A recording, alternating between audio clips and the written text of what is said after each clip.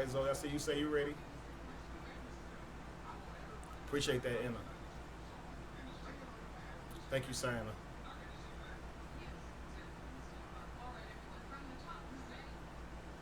Let's get it in.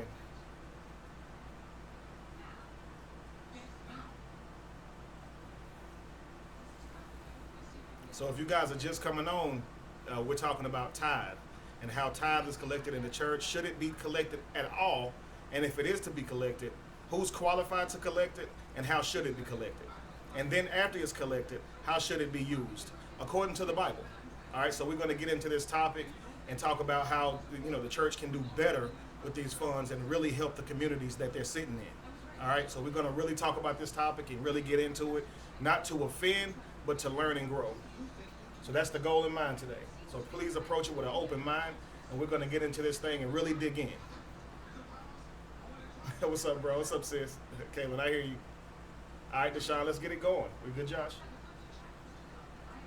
All right. All right, cool. There we go. Hello, everybody. We about to get this thing going today. Y'all ready to talk about tithe? Are we ready to talk about tithe today? Because I know we've been excited about this topic since last night discussing it. I know a lot of you guys are out of the church or out of religion. Some of you were never really in it, never really fell for it, and some of you guys still go. So this message is really for any one of you guys. We're going to talk about it as a whole. I know a lot of you have family members. If you don't go to church, you know family members who go faithfully and give their money faithfully. So this information can be for you to take to them. This information can be for you to take to your pastors, sit down with them, talk to them about all of this and find out why they collect tithe the way they do. If they're just doing what they saw other people doing, or if they've actually researched the topic of tithe in the Bible from a realistic, objective standpoint, rather than just going with the flow. Because I think that's a big problem. That's a big part of the problem. A lot of preachers, they grow up and they teach tithe the same way they were taught tithe, not actually reading how tithe was collected in the Bible. So we're going to talk about that.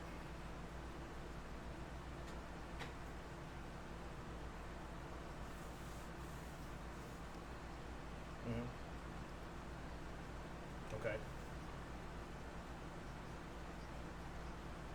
Can you guys see me? They're saying, what's up, Kev? Okay, let's see here. Let's see here. Can you guys see me? Let me know if you guys can see me.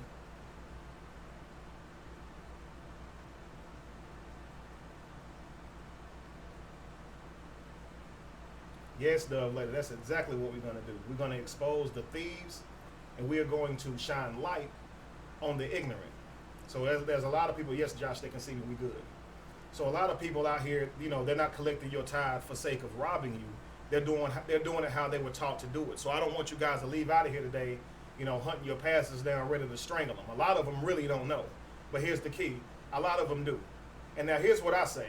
Whether they know or they don't know, the result is the same, right? If you're giving your money every single week, to this entity and you're not seeing anything come of it, right? The result is the same. Whether they are intending to rob you or they got a gun to your head, or they're just trying to teach you to give to make God happy. Whatever they believe that they're doing, you're still giving your money to a cause that it's really not going to. You understand? So we're going to talk about tithe and what tithe should be, number one. Why tithe it is the way it is now, and what can we do to change it? So can we really help people? Can we really help people with these churches? If we're gonna wake up and be conscious now and walk away from religion, how can we use these buildings that we once used as a church to still be able to help the community? Is that possible? And if it isn't, I want you guys to say that. If you don't feel like that's something that's possible, let me know. I personally believe that the fellowship is awesome. Many people that I know who grew up in church, everybody I know grew up in church, they have good memories of church. Now they have some bad ones where they might have came into it, clashed with a lot of church members, judgmental church members. We all have our stories, but we all enjoyed growing up with our church members. We have beautiful stories about one another. We love each other, right? So I wouldn't want to take that away from people. That's the last thing I want to do. I believe fellowship is what can bring us together. We don't want to separate now. Now it's time to come together and really have these conversations. But because we don't want to go to these buildings anymore, we can't go really because, we don't have one to go to. So I'm just saying, if we were to build a building right now and do it the way that, and lead and talk about these things going forward, how would we run a church? So that's going to be another question as well. Chandra said church can bring order to your life. If you're talking about, by way of having other people around you, people to encourage you, believe in you, support you and things like that, absolutely. Absolutely. It can bring order to your life, having good people around you. Appreciate that, LaShawn. Thank you very much, brother. So I want you guys to start talking to me. What you guys believe about tithe. I'm eager for somebody who's been going to church, giving your tithe, and I want you to tell me if you feel like you're getting, if you feel like you're getting, what you deserve off of your tithe. How's the church treating you? How do you feel in your walk? I don't know if we have any believers on here today.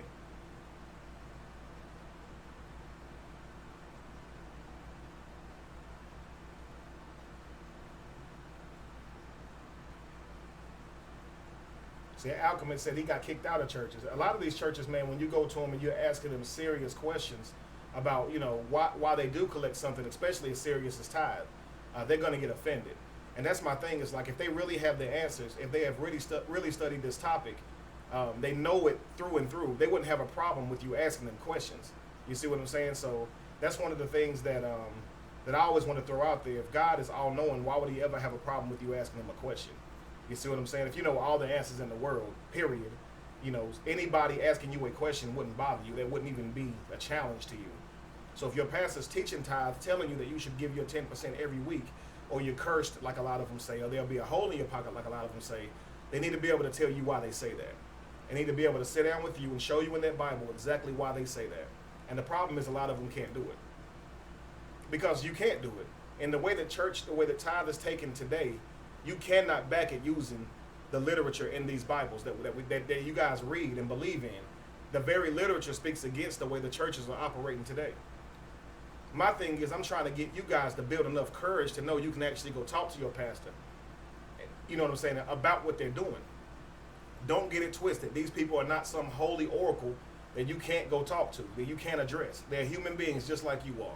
Don't get it twisted because they have a title and they wear a uniform, they wear a robe, they wear a shirt and tie, and they hoop and holler. Doesn't mean a single thing. If somebody's teaching you something, they need to be able to stand behind it, especially if they got you giving your money by way of pleasing God and not being cursed. Come on, y'all. Don't be afraid to talk to your pastors. After we have this discussion, I want you guys to feel comfortable and confident enough to be able to approach your pastors intellectually, not to be angry about the money you've already given up, but to be able to sit down and speak with your pastors individually, intellectually, and say, why is it that you collect tithe the way you do? Why is it that you've never taught me that it was food? Why? Why have you never taught me that tithe was food? Why has this always been money? You don't even give me an option, right, to bring food. You just tell me bring 10% of my earnings, and then you tell me it's got to be my gross before I tax. Before I get taxed, I got to bring 10% of my gross check. How do we get away from this? Because in order for you guys to change it, you got to be able to approach these people. And whenever you sit in front of them, man, a lot of these guys, they probably didn't know they couldn't explain it. You see what I'm saying? A lot of them, man, like, they didn't even know they couldn't explain tithe. They're just doing what they see everybody else doing. And that's the biggest trick out there. Just because everybody's doing that way, or you was raised to do it that way, doesn't mean it's right. You're right, just as simple said it's cattle and livestock, flour, etc. It was grain, right, or it was livestock. How did it get turned to money? How did it get turned to money, and why? Is it biblical to turn tithe into money? Has God in the Bible ever asked for money as a tithe? So let's just talk about it. I want you guys to comment, please. Who do you know of that tithe at all in the Bible?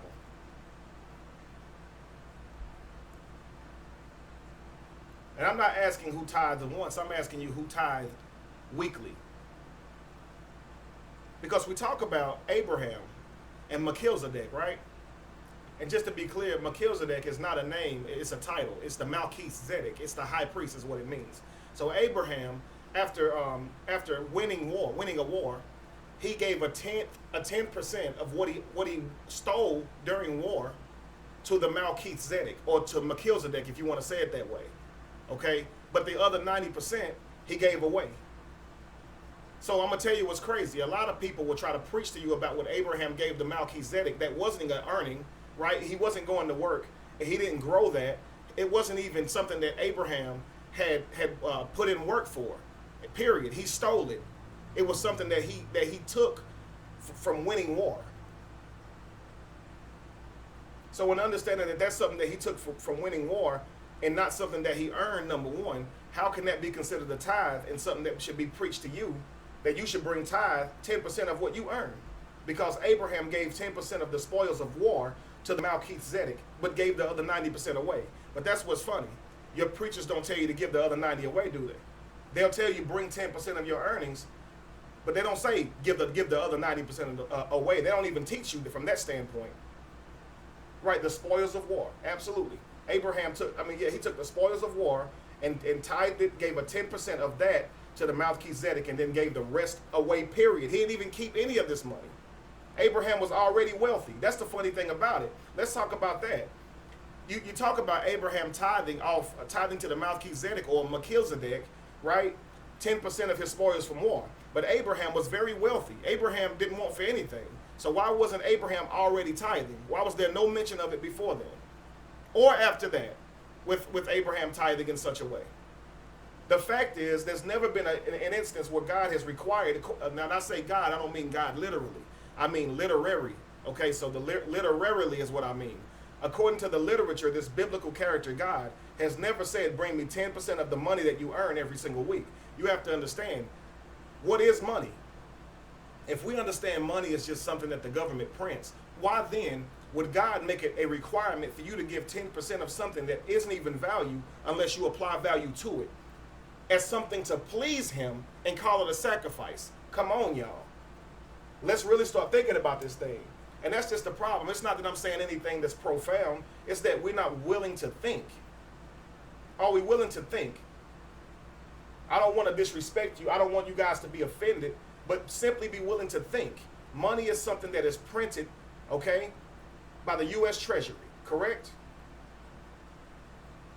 The value attached to it is based on the person who prints it, right? Or the system around it, the Federal Reserve.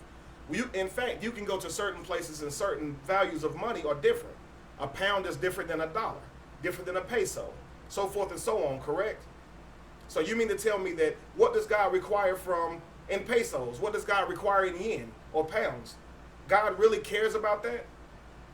A real biblical, holy, and errant God would care to say, I want 10% of your money, your paper that is printed by the government. Bring me that, and if you don't bring me that, I'm going to curse you. This is literally preached in the pulpit. Now, I know a lot of you guys who really knows your literature, you'll say, well, there's no scripture in the Bible that says God will curse you for not tithing. You know, you're right. But here's the funny thing. That's not what's taught in churches. So that's absolutely not what's taught in churches. So I'm going to start looking at the comments, and we're going to talk about this. We're going to talk about this.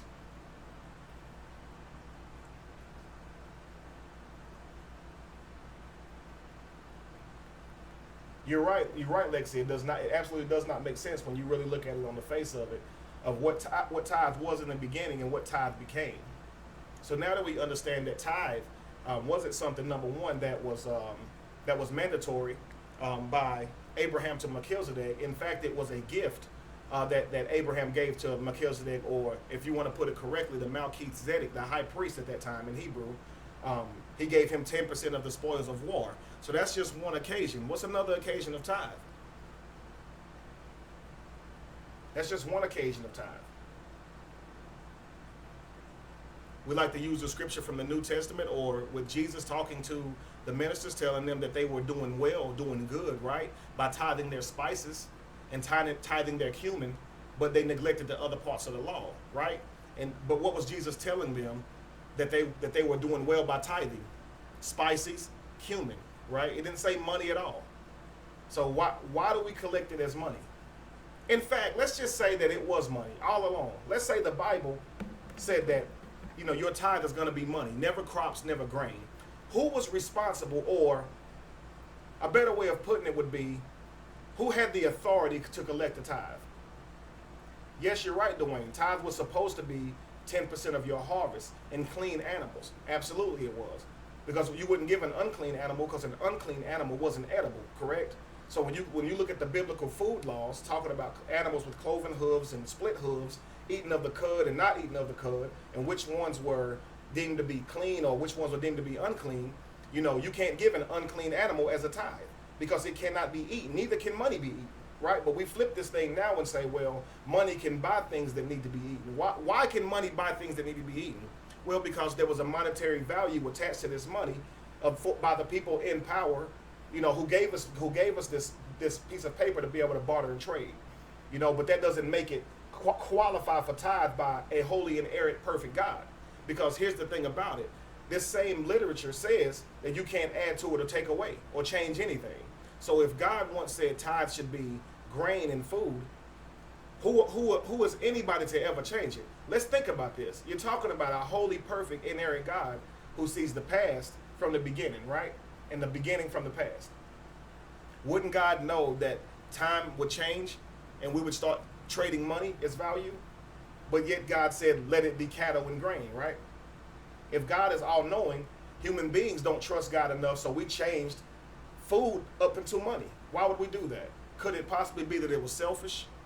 Could it possibly be that we are ignorant, and this is why we continue to give our money and our hard-earned earnings to these churches out of fear, not to support, not to see the thing prosper and branch out and feed people and help people.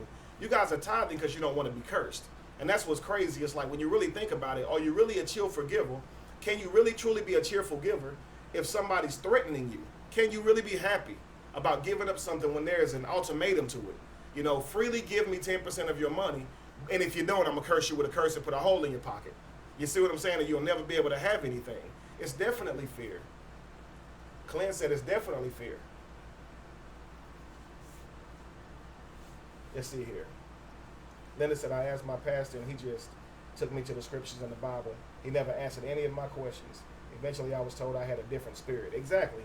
And stay off the internet. Stay away from the information. He didn't really want to talk to you about that. He's going to go to the scriptures. And the thing about it, you can't find scriptures. You cannot find scriptures to justify this crap. That's why I said we're going to just imagine for a second. We're going to have fun with this thing.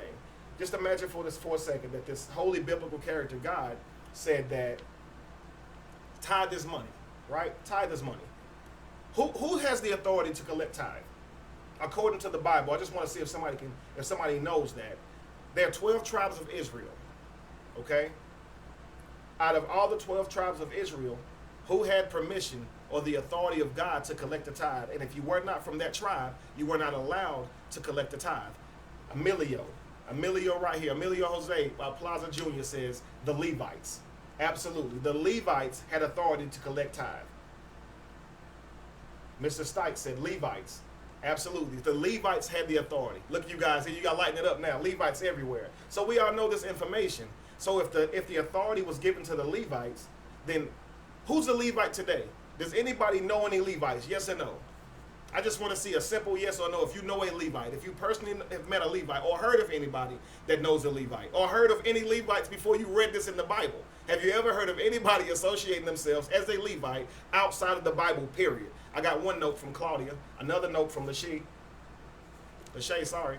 No, continual no's. Appreciate that, G Consciousness. Come on, talk to me about it. No. We don't know any Levites at all. So how can anybody be sitting up in church collecting your tithe? They do not have the authority to. They are not a Levite. You had to be from the tribe of Levi, right, to be a Levite. So how can anyone stand up there and say, I'm a Levite? How can they tell you that they're a Levite? They cannot prove they're a Levite, right? So are they not in direct contradiction with the Bible that they teach for having their hand out trying to collect tithe by way of a system that was designed for the Levites to collect tithe? I'm talking about using the same exact system to collect a monetary tithe that was applied to a edible tithe, knowing they're not even a Levite. So they're robbing us. Absolutely, they're robbing us. They're robbing you. If you're taking your money and you're tithing it, to another person that's you ask them if they're a Levite. They probably don't even know what a Levite is or anything about it. And they have the audacity to stand there and tell you you're going to be cursed with a curse. You got to understand, a lot of your pastors are not scholars.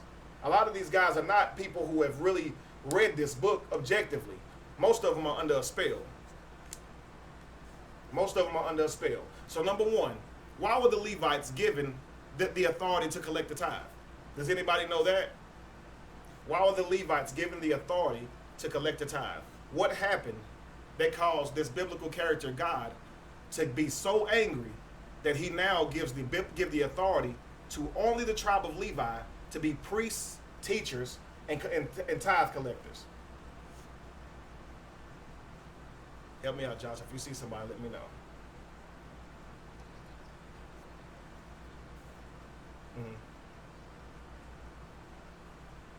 Okay. They didn't have an inheritance. That's correct, but that's also what came with what happened. They couldn't work. Absolutely, that's true. Y'all getting there? I'm saying, what was the catalyst though? Why did this happen? They did not have an inheritance as a result of what? You're right. They wrote books. Okay, I got you.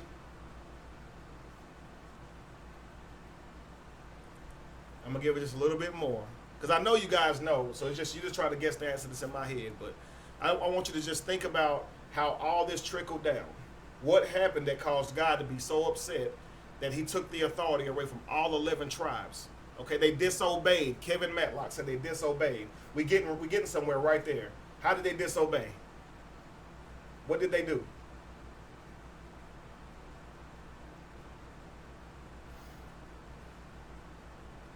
What did they do that they disobeyed?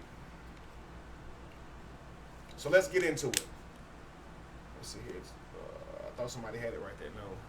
Worshiping false idols. Nikita, there you go. Golden calf, Jonathan, there you go. Right there. So he said disobedience, right? But it really wasn't disobedience because the Israelites didn't know how to worship God yet, as Moses was at Mount Sinai conversing with God, getting the 10 Commandments. While Moses was absent, or in Moses' absence, Aaron, okay, they decide to worship God through a golden calf. Now I'm going to show you this. Go look at the translations now. If you go back and look at the translations of which it was written, or earlier when it came out, not now, because now it's just saying, let's build a calf to the Lord or to God, right? But if you look at the literal word, because they use this word Yahweh in the Hebrew text, when you go back and look at it, Aaron said, let's build a golden calf to Yahweh. So he was actually trying to worship the biblical God, not some pagan Egyptian sun god, right? Any of this crap you've been taught. That bull was Taurus. You're right, Brian. It's just mythology. It's just astrology, I should say. So anyway, they built this golden calf trying to worship Yahweh through it. And Yahweh doesn't like it. Yahweh says they're not my people anymore by telling Moses they're your people. And then he sends Moses down, okay, to chastise them. What God then does is he tells their own brothers and sisters to turn their swords on their own family members and slaughter them. 3,000 people died for worshiping this golden calf. Okay, 3,000 people died. After that, God is so frustrated that they did that. So the only tribe that didn't take place in the worship or the building of this golden calf was the tribe of Levi. So therefore, God says, I'm giving the Levites all the authority to collect the tithe. You guys don't have an inheritance. You guys don't have land. You don't have houses. You don't have anything, period, right? If you're a Levite, you couldn't own anything. You lived for free. You didn't work. You could not work. Your only job was to read and be able to give out instruction on what God said. Right now, don't get it twisted. Every Levite wasn't a preacher, but you had to be a Levite to be a preacher. All right, so all Levites weren't preachers, but all preachers were Levites and tithe collectors. You could not be a preacher unless you were from the tribe of Levi, period. Now, check this out now. We got these pastors who make millions of dollars, fly jets, own several multi-million-dollar homes, and they collect a tithe. Now, here's the facts. If you were a Levite and really trying to be a Levite and collect the tithe based on a principle that you really thought was given to you by authority of God, why would you own a mansion? Why would you own land? Why?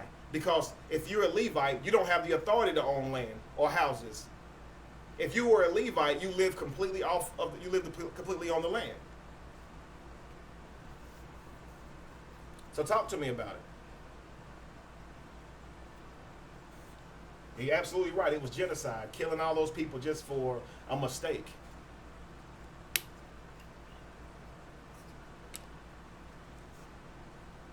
Right. Their main duties were to maintain the temple. So all the Levites weren't, preaching messages and having sermons or whatever. And in fact, they didn't even preach. They just read exactly from what they called the Torah at the time, the first 5 books of the Bible. Right, you're right. Levi is Sanskrit for rabbi, which is why Jesus was called a rabbi. A lot of, especially in Baptist churches, the southern churches, they hate that word rabbi. They think it's a bad word, but the very Jesus you worship was a rabbi. Rabbi Yeshua. It was definitely a rabbi. The man was a rabbi by the time he was 12 years old. He was one of the smartest students out there. Like you got to look at the time in which this thing was written. According to the actual literature, back then, to be able to study under a rabbi was like going to Harvard. So like the way people now want to get into a great college to play sports, right? They want to play sports, so they'll go to the best colleges. Well, in this time, knowledge was key, right? Yeah, rabbi just means teacher. So the whole goal was to study under the best teacher or go to the best school, the best college, right? Just like now. So to study under somebody like Jesus or any of these high-end rabbis, you had to be really smart to be able to earn that role, to even be able to study under them. So for Jesus to be a rabbi, it tells you that this man was very literate when it comes to the Bible. In fact, they had to be able to quote it from beginning to end by the time they were 12 years old anyway. And I mean quote it, not read it in a book. They had to be able to quote it. It was called the oral law. It wasn't written down. You had to be able to quote it. So just keep in mind, they weren't setting up reading and turning pages. They didn't have Bibles. So that's what's funny. The people in the Bible didn't have Bibles. But according to the oral law that's now a written law for us, we're looking at this and we're seeing how the church is operating versus how the Bible says it should be operating, even if this stuff isn't true. A lot of us are under the understanding that any of these characters never existed. So we already have that understanding. But for a lot of people who believe that these characters did exist and that God of the Bible is the true God, we need to know about tithe for you guys. Because even if you're going to spend your life believing in this, I don't want to see it hurt you. So I don't want to see you continue to give your money in the endeavor of being blessed by God or being approved of by God. Giving your money so God can love you. Giving your money so God won't curse you. We have to grow out of that and understand that God never asked for your tithe as money, even biblically. It's not even biblical. So you can give that up altogether.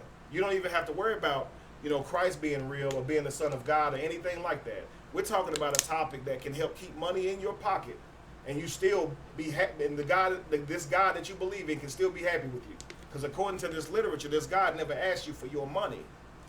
Right? That's right, Delisa. Nobody in this book historically existed. Oh, this is for people who do believe in this literature, though. So we do understand now that tithe was for the Levites, right? Was to be collected by the Levites. Has anybody ever found a scripture in there that tells you that you cursed if you don't tithe? Come on, you guys, you're right. Lachey, God is in you. Somebody said monotheism was extortion yesterday.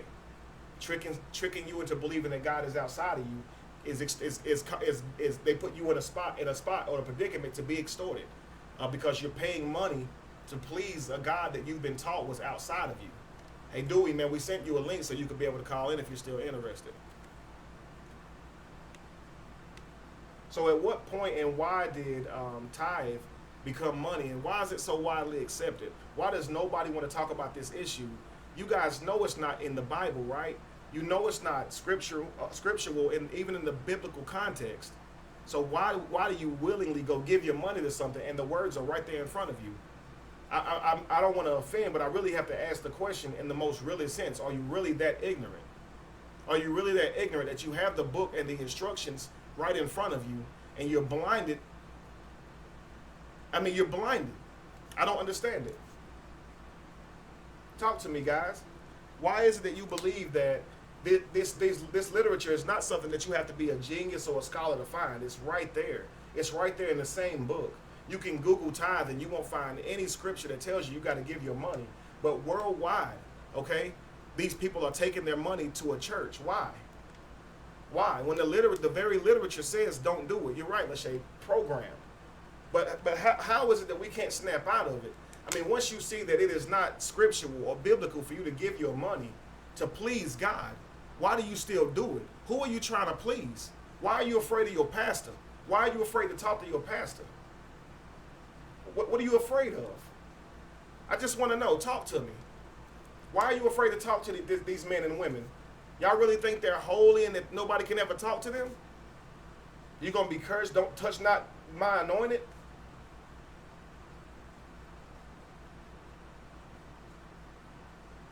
Well, you're right. Church isn't even biblical. You're right. You can but you have scriptures in there that can kind of justify that. You know, people say stuff like, you know, don't forsake fellowship. You know, don't forsake that fellowship and all these type of things. And you know, when Jesus had at the Last Supper said, "Do these things," and he was talking about eating. He was talking about gathering up and eating. So yeah, definitely fellowship was key. So I don't disagree with what church is about in terms of fellowship. What I disagree with is how it hurts us, telling us that we have to give our money to it, and we don't see anything really happen from that.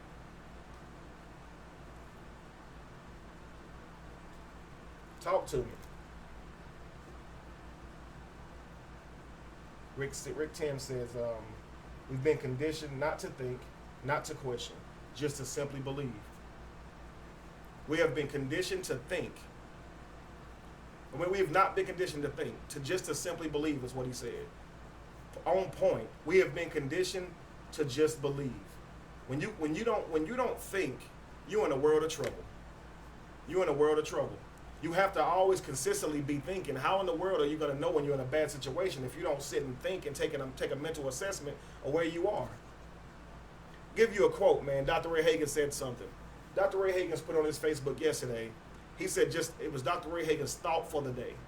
He said, a person without knowledge, it is impossible for them to make a good decision. Now think about this. A person who lacks knowledge, it is impossible for them to make a good decision. Why? Take a look at a map. If you don't know where you are on that map, you're lost. Even if you have a map in your hand, if you don't know where you are on that map because you don't understand maps, you're just as lost as a person who didn't have a map. Think about it. So when you don't understand tithe, how can you be trusted to make a good decision, to objectively look at tithe? Because you don't even know that it's wrong. See, everybody around you is tithing. You're sitting in church and you watching them pass a plate from you to you to you. In fact, you get pushed into tithing. Remember when you were a child and your mother put $1 in your hand and you were so happy to be able to contribute, right? To do something that you saw them do. Your mama give you $2, a couple quarters, some dimes, and you run up to the front of the church and put it in, right? You felt so good about that. Think about this, y'all. The psyche. This is what they've done to us through manipulation. This is not even biblical. And it wasn't even taught to us using a book. Most of what we know about tithe was screamed to us from a pulpit, threatening you on about why you should tithe.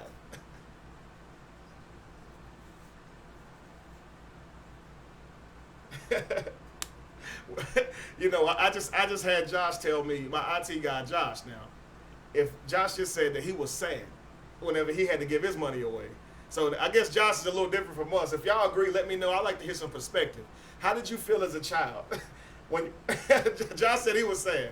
How did you feel as a child when your mother gave you that money? You probably were thinking about going to get a Debbie cake or something when you were a child, right? You probably thought about something else you could do with it. I know for me it was like, I get to put my money in. Come on, you guys, because I mean, it's a big pat on the back, right? You get to run up there and all the grown-ups are looking at you, put your money in the pot. Come on, guys, tell me about it. How'd you guys feel giving away your money? Giving away that little $2, $3, little bit of change that your mother gave you. I was not a cheer. Delisa said I was not a cheerful giver. And most of us now, being removed from it, can just admit that. A lot of us, it's like you gotta act like you happy because God only loves a cheerful giver, right? And if you give and it's not in love, then God won't bless it. You see the mental conditioning in it? If you're giving your money and you're questioning why you're giving your money, then God is not happy with that. You should just freely be giving of your money. Eden, whatever you commented, I missed it at the back end. If you don't mind re-putting that in there, I will read it. It looked like it was really good. LaShawn Thomas said their pastor is riding. It's moved up. Ooh. Yeah, their pastor is riding in new cars, taking top flights, etc. Right? Buying houses could practically be on MTV Cribs. And you're still continuously giving your money. Let me ask you a question. For a lot of you guys that went to church, did you take a church van?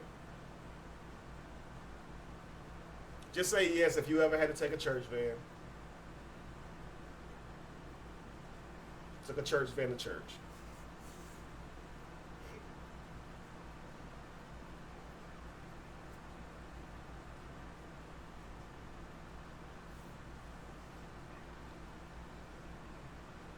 Yeah, Bernard said he wanted to keep the money as well. Hey, that's nice hearing a different perspective. I thought everybody wanted to give their money.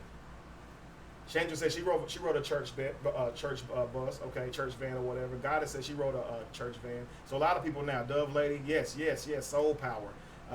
There you go. Okay, Gary said his mom rode a church van. So a lot of us, yeah, Kelly, yeah, Gabriel, right there. A lot of you guys are saying, if you didn't ride a church van, you know somebody who rode one, right? Now, I'm not criticizing because a lot of you guys may ride one today, but I'm asking you a question. Does your pastor or any of the deacons in the church ride a church van? Just think about this now. If he doesn't ride a church van, what type of vehicle does your pastor drive, or did your pastor drive at that time?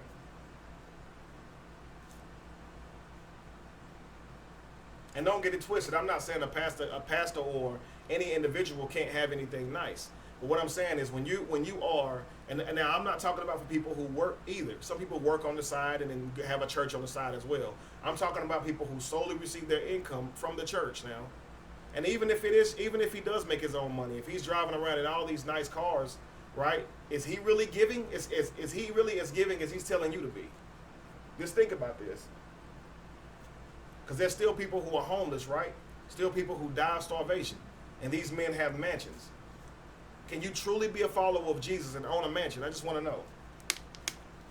If the biblical character, the allegory of Jesus Christ, if Jesus were alive today, would Jesus own a mansion? Would Jesus own a humongous church with chandeliers hanging from the ceiling? Would Jesus charge to come and speak? Somebody said that pastor had a big black Cadillac. You dang right they did. Probably wore $300 suits to church every week. Probably never saw him in the same suit. Had more suits than he could count, right? What's the need for all of that stuff?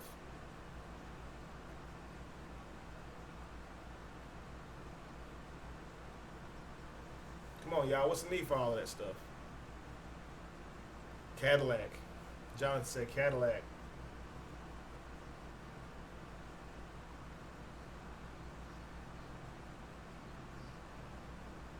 A lot of them do. A lot of them actually do that. They take your W-2 information. They take your yearly income information, and then if you don't tithe every single week, you'll lose your membership. Anybody that goes to a church like that or have been to one or know one like that, go ahead and comment so we can hear this so they know we're not making it up. They will take your information on how much you make yearly, and they will tell you how much your tithe is, and if you don't continue to tithe, you will no longer be a member at their church. They will disassociate themselves with you for not tithing.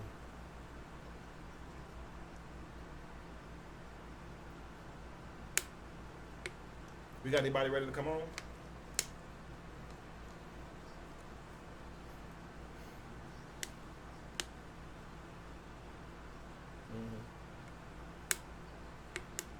Got you. Okay.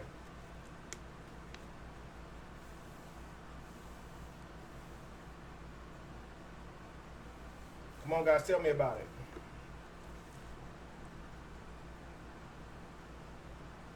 I wanted to see if anybody would comment on that. If you know of anybody who is who tells you have to have all this, they take all this information from you, and then if you don't tithe the way they feel like you should, they'll take your membership.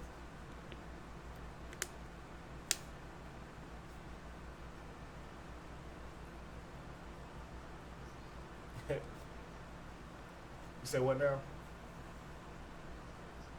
Mm-hmm. Eden said, indoctrination is subconscious, logic is conscious. Unfortunately, it's the subconscious that's running most of our lives. That is absolutely right. Absolutely right. Actually, a scientific study said that we use 5% of our conscious mind and 95% of our unconscious mind. So just think about this. So me actually having this conversation and forming this sentence is obviously my conscious mind. But my unconscious mind, or my unconsciousness, is my controlling my heartbeat, and I'm not really trying to do that. My body's naturally going to do that, right?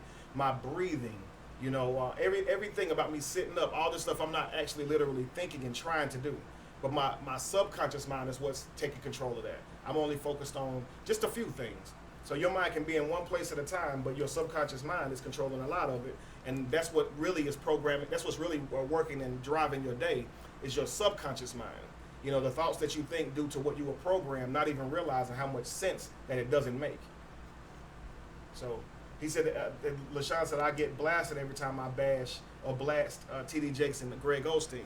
And I'll tell you, Joel Osteen, it's crazy because it's like, I try not to bash those guys. And I know exactly what you mean. They definitely deserve it. But I feel like the problem is with the people who are giving the money. They refuse to listen to logic and understand, so they continually give. Anytime you see a man that's rich, those men together are worth over $300 million. And they claim to be oracles of God, of Jesus Christ. And there are poor people dying every day. Those two things should not be synonymous. You cannot be a follower of the allegorical character of Jesus Christ and be worth $150 million at the same time.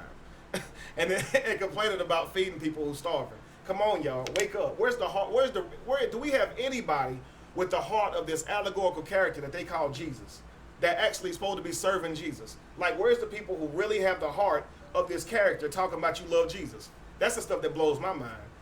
They say they love Jesus, but in no way, shape, or form does their life even show that.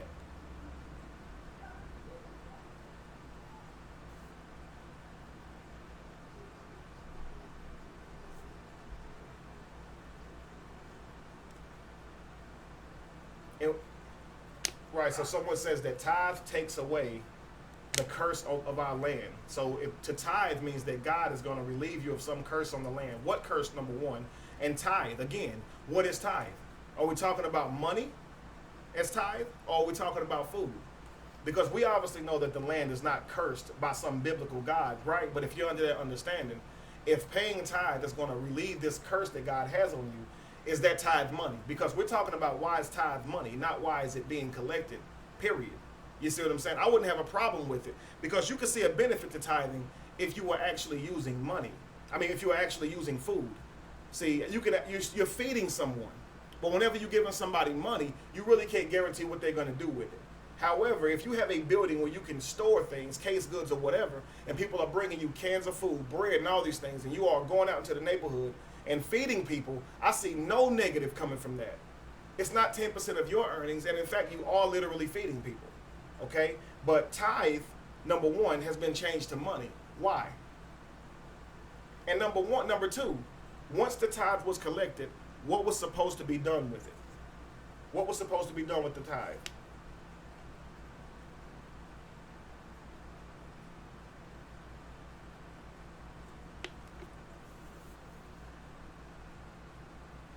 Once the tithe was collected, what were you to do with the tithe?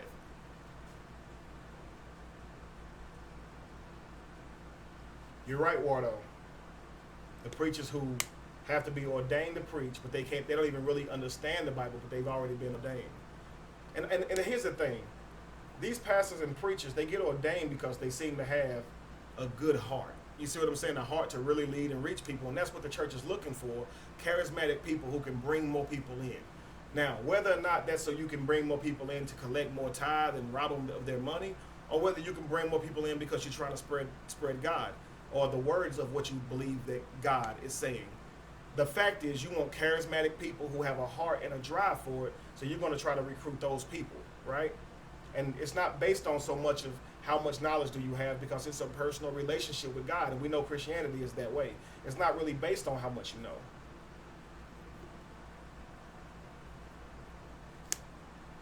Marston said the church does more with money than what I'm babbling against. I appreciate that, Marston. So since I'm babbling against it, let's talk about the positive things that the church does with the money. Honestly, a lot of churches do help people, right? But let's look at the money in terms of the ratio that's being given to these churches and how much they're doing. Because I can tell y'all right now, if all of y'all next week that's just on this channel alone and on live right now, it's 155 people. Okay, if you guys send me 10% of your earnings, I would be able to get out here and feed people too. You see what I'm saying? I'd be out here feeding people by tomorrow too. If everybody on this thing right now sent me 1 week of tithes, you could see me out here feeding people too. Just because you're saying somebody's doing something positive with the money they're stealing doesn't justify it, man. Don't go around giving Robin Hood dap. Come on, man. You should be telling people to asking people to commit to giving based on something that they want to see done. They want to help somebody. Telling somebody that God is going to curse them for not giving 10% and then using the money to do a little bit of good doesn't justify it. And that's the problem with a lot of these guys, man. It's like, I'm sitting here talking about the problems with the church. I get that Marsden is a person who believes in this literature, and that's okay. But what are you defending here? Whether or not you believe in this literature as the inerrant word of God or not, you got to look at these churches, and you know that there are people who steal money every day. You know this happens, even as a church goer. What are you defending? You're saying, okay, yeah, but the church does good things with it.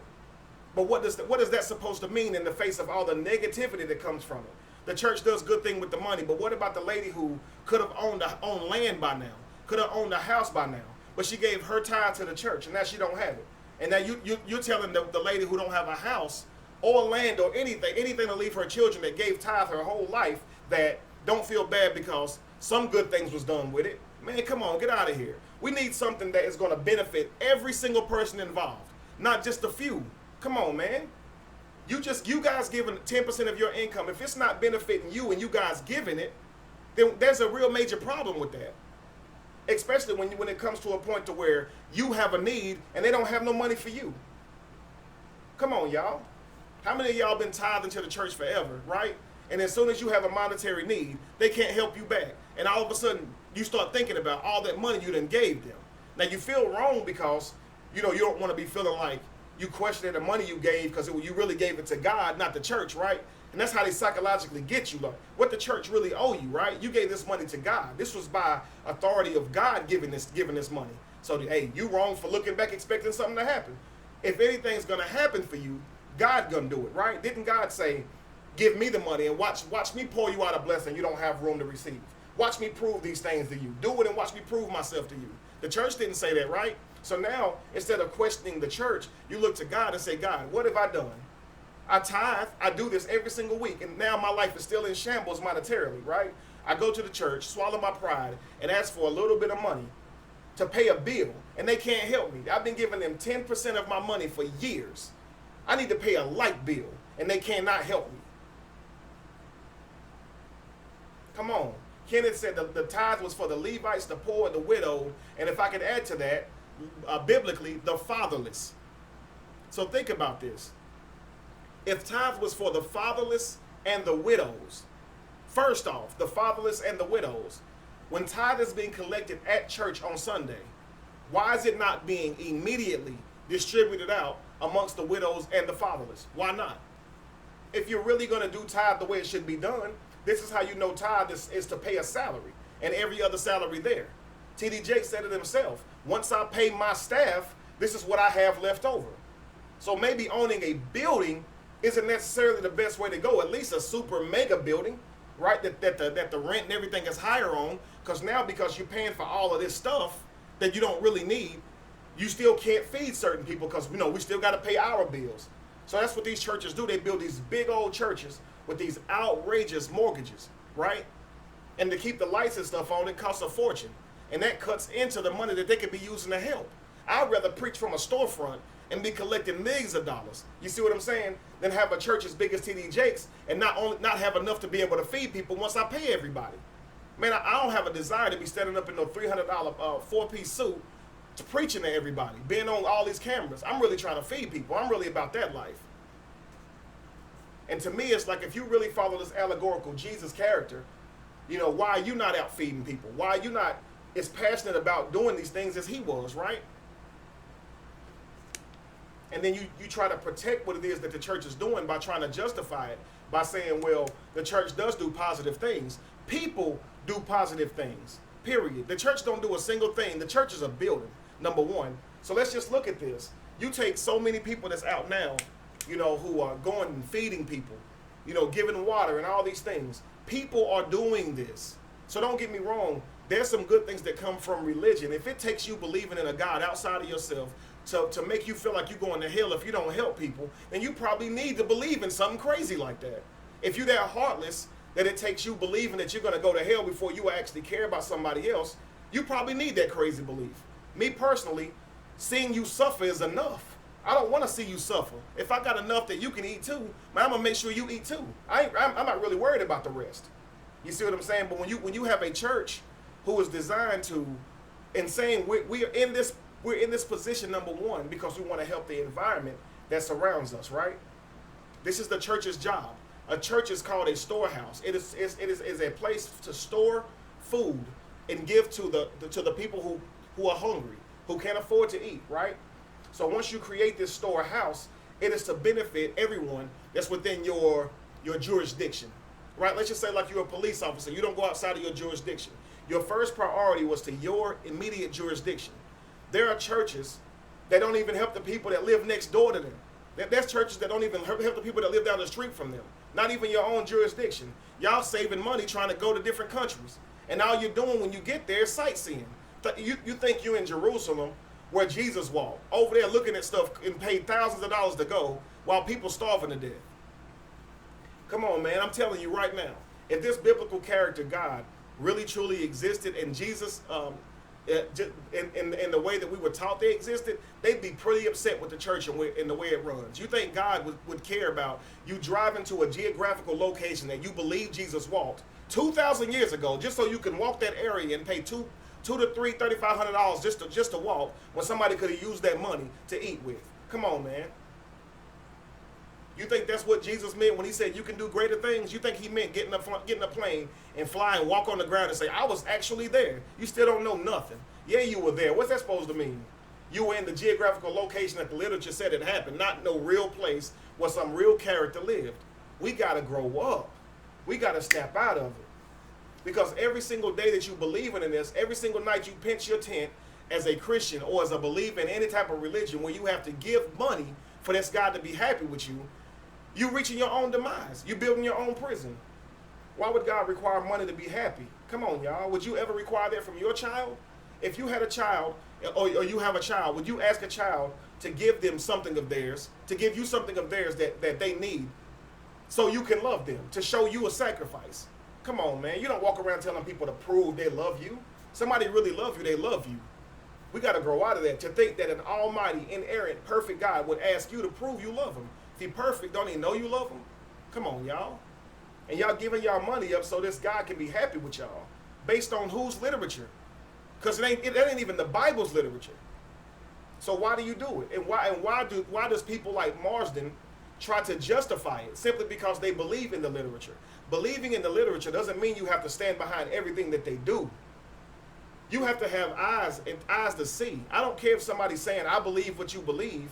It doesn't mean that they're doing it right or that they're going to do you right. Come on, man. Just because you believe in the literature as the inerrant word of God, you should be more angry with me as it's not being followed according to this literature that you believe is the holy and inerrant word of God. I can't believe that this guy would speak up and say, well, certain things are being done good in the church. That's not what this conversation is about. This conversation is about how is the church being robbed. Even if the church was using the money to do everything correctly, the fact is it still right if they're tricking you into giving it to them? You see what I'm saying? If I go rob all of y'all and then give all the money away to the poor, are y'all still going to be, okay, cool, the fact that I don't have my rent this week, I'm not mad because he gave the money to somebody who needed it. Come on, y'all. Y'all going to be like, he took my money from me.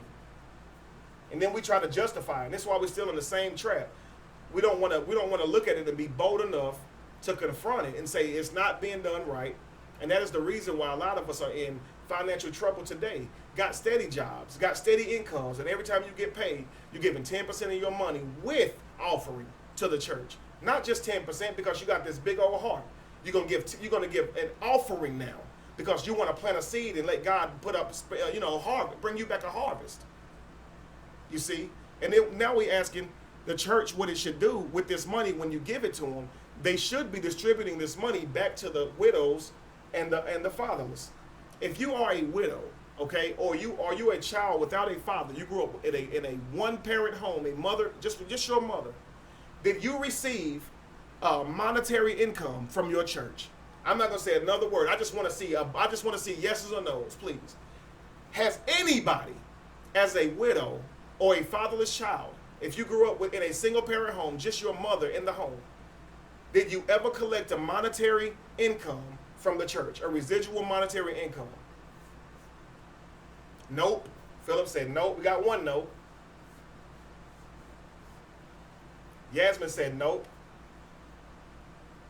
I already know. It's like I don't want to sit here and be facetious. I know nobody's going to put a yes. I know no one is going to put a yes. But here's the thing, you guys. Unanimously, if we all can sit here and say that we have not ever even witnessed a widow or a fatherless child receive a monetary income from the church after tithes was collected, why are we not all saying, I'm pretty frustrated with this? Or frankly, I'm pissed. When I think about all the people who has given away their money, and to think about all the fatherless children and the widows who could have gotten help. Think about this. We have mothers now who don't have a man in their life, and they have a child.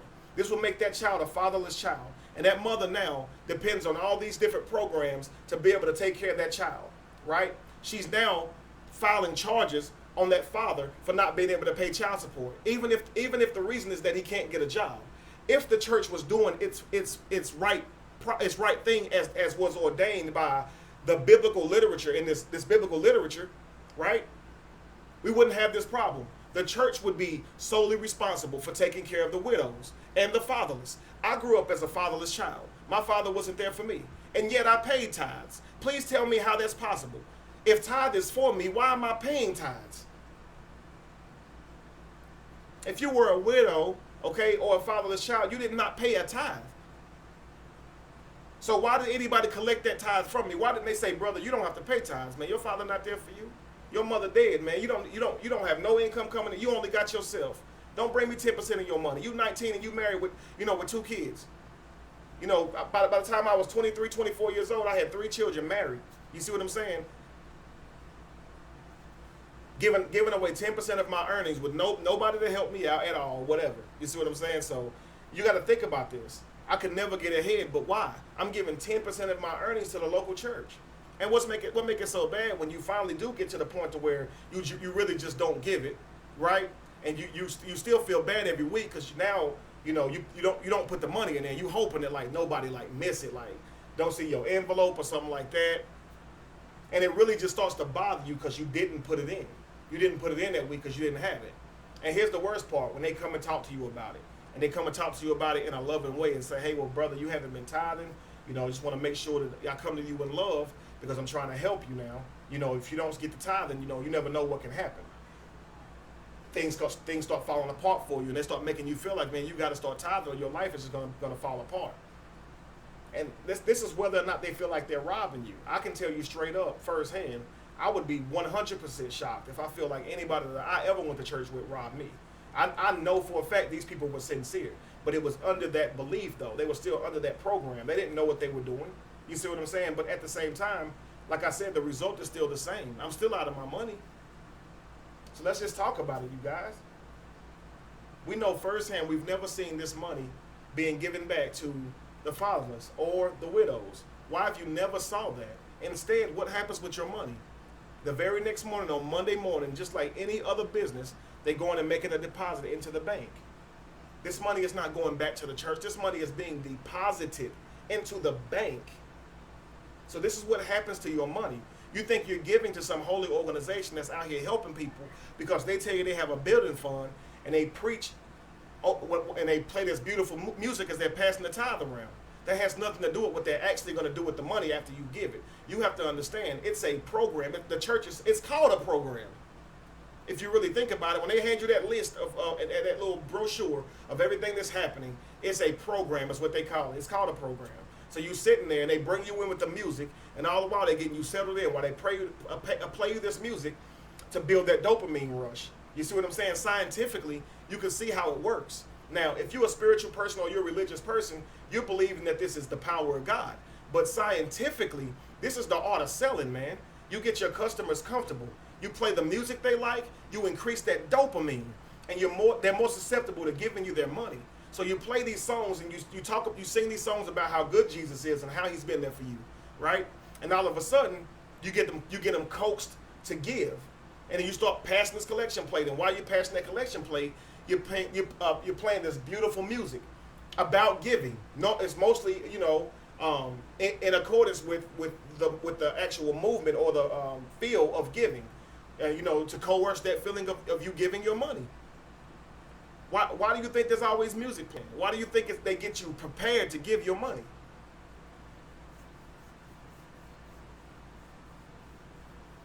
Absolutely. Josh said, you know how dead church would be? Oh, okay, my bad. Okay, cool. I just feel on the man. So yeah, absolutely. Church would be absolutely dead if they took away the music. You see, because they take you in there, and all of a sudden they have the people stand up who give testimonials about their week.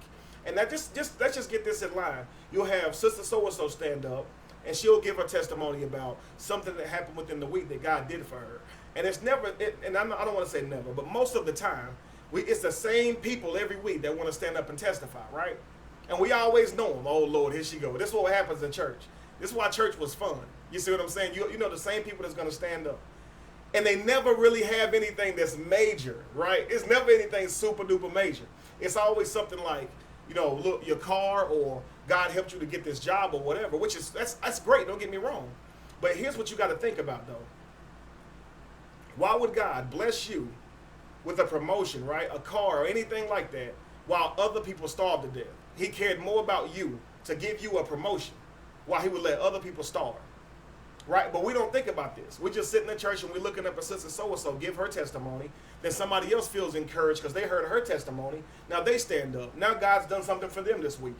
All the while you're in church, not reading the Bible, not searching to see if any of these characters ever truly exist historically. You're just seeing grown-ups stand up, give testimonies about this character God and how God has did all these things for them, right? And then all of a sudden you get mad when somebody else don't believe in it. When you've never done any research to prove it, you just witness all your family members standing up every single Sunday thanking God for what he's done for them, and you wonder why you're programmed into the belief. You never cared about if Jesus really truly existed. Most of you guys, if you be honest, you never cared if Abraham existed, if David, if any of these characters ever existed. You never cared until you see this person saying that none of these characters existed. Now all of a sudden you're angry and you hot. You see what I'm saying? You hot, you angry because somebody's telling you these characters never existed when you've never taken the thought to consider such. And now that person is a devil. I'm sitting here telling you guys about tithe, and people who are under that religious, indoctrination are trying to protect the idea of tithe in the way it's been taken right now. You can clearly look at the Bible and look at tithe from a perspective of giving food and see that it would be beneficial, right? If most people gave, some food that they were not eating, the fact that we throw away so much food, you can probably end hunger, at least in your vicinity, at least in your area, right? If everybody did this, because we all throwing away food every day. But food doesn't last, so you have to give it away, while it's hot, while it's not spoiled. So if we were to all take the time to say, I'm gonna make sure that I have leftovers every day to take somewhere, right? We could fix the problem ourselves, right? So we know that biblical tithe, from a standpoint of giving food, can be beneficial. A lot of people say, money can be beneficial. Absolutely. You can give money to help people, no doubt about it. A lot of you guys give money to help me, right? I give my time to help you guys support me. But what I'm talking about is somebody standing in front of you demanding that you give 10% of your earnings, demanding that God has, by biblical law, commanded that you give 10% of your cash income flow. Think about this. When the Bible says give 10%, it says give your tenth. tenth one, not 10%. So if you had 9 cows, you didn't give a cow until you had 10 cows. So what you're taught is that you got to give 10% of, it's like giving 10% of every cow. You see what I'm saying? You don't have a cow every week. So if you're waiting until you have your 10th cow to give up a cow, you didn't tithe every week, not even every month, maybe not even every year. You just gave the 10th one that you have. So you give 1, 2, 3, 4, 5, 6, 7, 8, 9. The 10th one will go to the church. 1, 2, 3, 4, 5, 6, 7, 8, 9. The 10th would go to the church. Do we understand what I'm saying? So this is how tithe was. But you're taught to give 10%. So if you really were to do it like the church or the Bible said to do it, you would work, if you get paid twice a week, right? You would work 5 months and give a check, right? You would get 10, you would get 10 checks, 9 checks, and then you'd give the 10th one away. That would be 10%. And it's the same 10%, but it's not taking your 10% every single week. Your 10th check may not even be a fat check. You know, you might want to take a couple days off that week since you got to give it up. I'm just playing, man. I know y'all, I don't want to be encouraging y'all to make God mad at y'all. But think about it. In fact, biblically, the 7th year, you had free of tithe. So when you look up Levitical tithing, the 7th year you had free from tithe. Why is it that the church can teach you Levitical tithing, but never teach you that in the 7th year you did not have to tithe at all?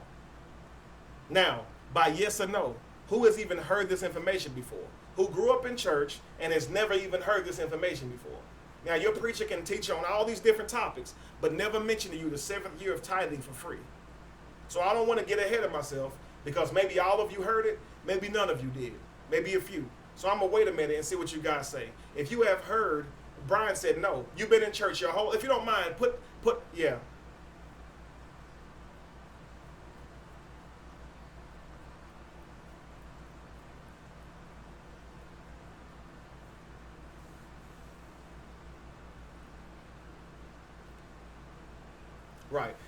So exactly. So, and I'm going to weigh in on what Mars has said, but first I'm going to tell you guys, if you don't mind, put how many years you've been going to church. So if it's 10 years, put 10 years, and yes or no if you've heard 7th year free of biblical tithing. Now, while you guys are doing that, we're going to talk about what Marsden said. Marsden said that God has put enough food here for everybody on earth to eat. Now, that being said, I think we all know. Let's just stop there. Is that true, guys? Now, you don't have to comment yes or no. I want you guys to put how long you've been going to church and how long, and if you heard this talk. But we already know that people starve, right? Daily. If one person is starving because they can't reach food or have access to food, that's already wrong, right? That's already bad information to even suggest that God has put enough food. But then he said, God is not raining down manna from heaven anymore. What is manna? Manna is bread. But what is bread? Bread is a mixed flour with water, right? Okay, so God is not raining down mixed cooked bread from heaven anymore. Can you prove he ever did? And this is what people who are bound in religion do. They use allegories from the Bible as if they really happened in history and expect you to adhere to it as if it happened in history. God is not raining down manna from heaven. God never rained down manna from heaven. And if you believe it, that somebody was literally eating bread that's falling from the sky, then you're crazy. There's no way you can prove that. No way at all. Never, never, never. Everybody's saying never. I saw somebody say, I believe 10 years. Daphne said 20 years, and I've never heard about biblical tithing saying that you get the 7th year free from tithe. So tell me something. I think we already know why does the church not teach the 7th year free from tithe. We already know why. They don't want to lose the money, right? But that wouldn't even be bad, though. See, the 7th year that you had free from tithe, the Bible says you still can help the homeless around you, the poor around you. You can still buy food and invite them in to eat, or buy food and cook it and take it to them. You can still do those things, but you don't have to give 10% to the local church or to the place that God had chosen. Because number one, tithe wasn't taken to all these different churches. Tithe was taken to one specific place, and if you couldn't make it, there was a whole different protocol to do, and we'll go through that. But tithe was not to take it to your local church up the street. What's up, Clark? Tithe was about taking it to the one place that God had chosen to take it to. That was it. So I'm seeing everybody say, man, I've went to church for all these years, 18 years. Adee said 18 years, and I've never heard anybody mention 40 years. Anissa said 40 years, and she's never even heard of a seventh year free from tithe. Guys, look, the reason I say it won't be bad is that it's not everybody's seventh year. You see what I'm saying? Somebody, it may be their third year, or their first year, or fifth year, whatever. But it's not going to be everybody's seventh year, then the church can't collect any money and pay the light bill. You see what I'm saying? You don't have to tell everybody that give me 10% of your income every single week no matter what, when in fact, Levitical law says the seventh year you are free from tithe. But why is it that the church has never taught us that we were free from tithe? Come on, y'all. Why is our preachers never taught us this? Don't they read that book? They obviously know about Levitical tithing because they preach from it all the time, telling us we got to give 10% of our money. But they never teach you about it being the Levites either. They never teach you that you have to be a Levite to even collect the tithe, to even take on the authority of a priest. You got to be a Levite. So to even be considered a preacher, a priest, or anything, you got to be a freaking Levite, yo. Like, you got to be a Levite. So talk to me about it. Talk to me about it, guys. And we say God owns the cattle on 1,000 hills, and all this. Well, why does God need your tithe? Think about this.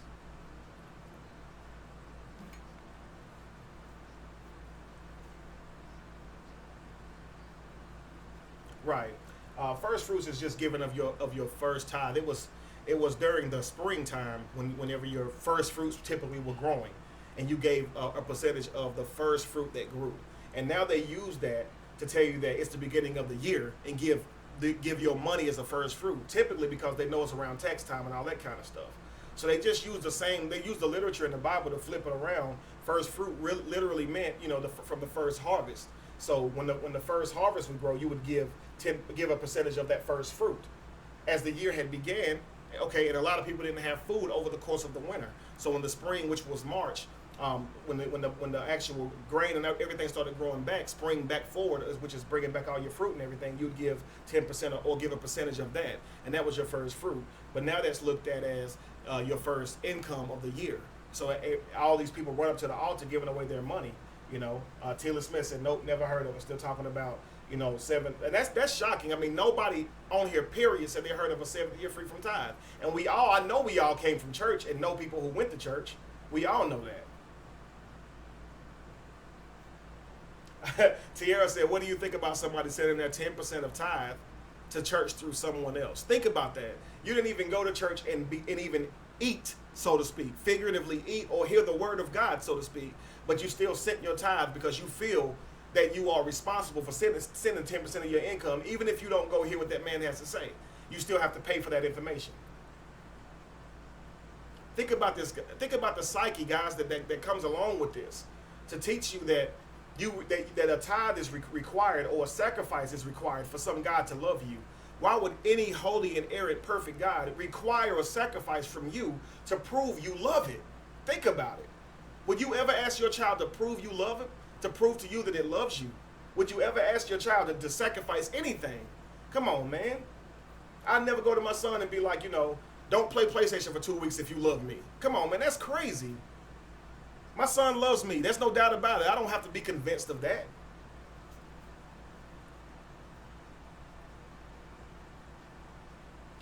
He said the reason for the 7th year was to let the land rest. So, okay, the reason for the 7th year was to let the land rest. What the heck does that even mean?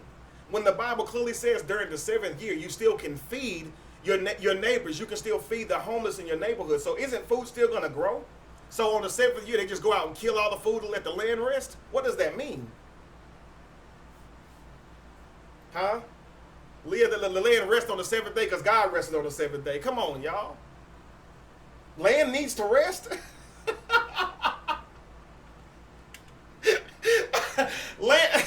The land ain't got no stamina, man. It needs to rest.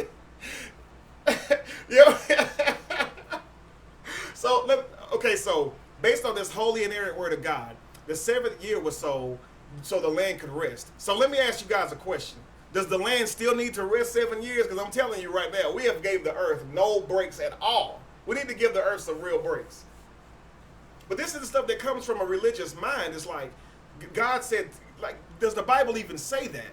You see what I'm saying? But for someone to say, well, God said, just to take on the authority to say that God said the 7th year of tithe was you can have off to let the land rest, not so y'all can save up. When it clearly says so you can store up. It clearly says so you can get yourself together and take care of you for a year and not have to give 10% of what you have away for another year. You get a year to worry about yourself, get yourself in line. But look, don't forget about the hungry and the starving. That's all it was saying. Like, look, we're going to give you a year to get your stuff straight. You've been looking out. You deserve it, right? You deserve a break. You've been given 10% of your income with a cheerful heart. You deserve 1 year free from that. But just don't forget about your hungry brothers and sisters out here in the streets. You see what I'm saying? And they'll always be hungry around you, so you can always be blessed as long as they're poor around you. But we got poor around us, and we step right over them to give the money to a congregation, to a church, to put it in a collection plate. You're right. He said, don't laugh. We were all there at one time. You're right. But I'm going to tell you what, man. Sometimes it's hard not to laugh as the fact that it is hilarious, not as the fact to laugh at it. But just think about this. To form the opinion or to form an answer saying that God said you're going to have a 7th year free from tithes simply because the land can rest. Wouldn't that make God very selfish? Because what about the hungry during that year? So God cares more about the land resting for a year than people being fed and you tithing and carrying. Stop the whole program for the earth can rest for a year. Come on, you guys. It's hard not to laugh at that. And to form that enough to type it with the confidence to type that as if somebody's going to say, dang, he know what he's talking about. Come on, y'all. I'm sitting here talking about something from a real, right, and it's laughable. Come on, man. Earth's land is not tired. And for God, if a holy and errant God assumed that the land is tired and thus needs rest, and the only way to give the land rest would be that you don't tithe for a year, the smartest individual supposedly in all of history creation has no other way but to say, in order to give the land rest, I'm not just going to make it be perfect and infinite and not need stamina. I'm just going to tell everybody not to tithe for a year. What that's supposed to mean? How does that give the earth energy, not tithing? How does you not helping somebody or giving money to the church or giving grain to the church going to help the earth rest? Come on, think about it. The question wasn't even thought out. That's what's laughable. It's very laughable because we're not going to get anywhere like that. I love it every time we got somebody come on just talking crazy. And the reason I criticize it, guys, is because it's not even biblical. Look, if you're coming from a standpoint, you talking to me with literature, look, it's been a long time since I sit down and read this Bible like I used to. So I might misquote a scripture here and there. I don't know where they all are. So a lot of these people who go to church weekly, they may know the Bible more than me. You see what I'm saying? So if he's using the Bible and can correct me on something I'm misquoting the Bible, I'll have no problem with that. But this man is literally just making it up. You see what I'm saying? Like, that's the problem with the church now. That's what y'all pastors do. They start making stuff up.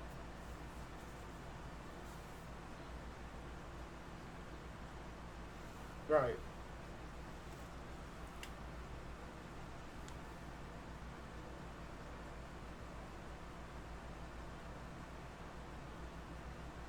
Exactly.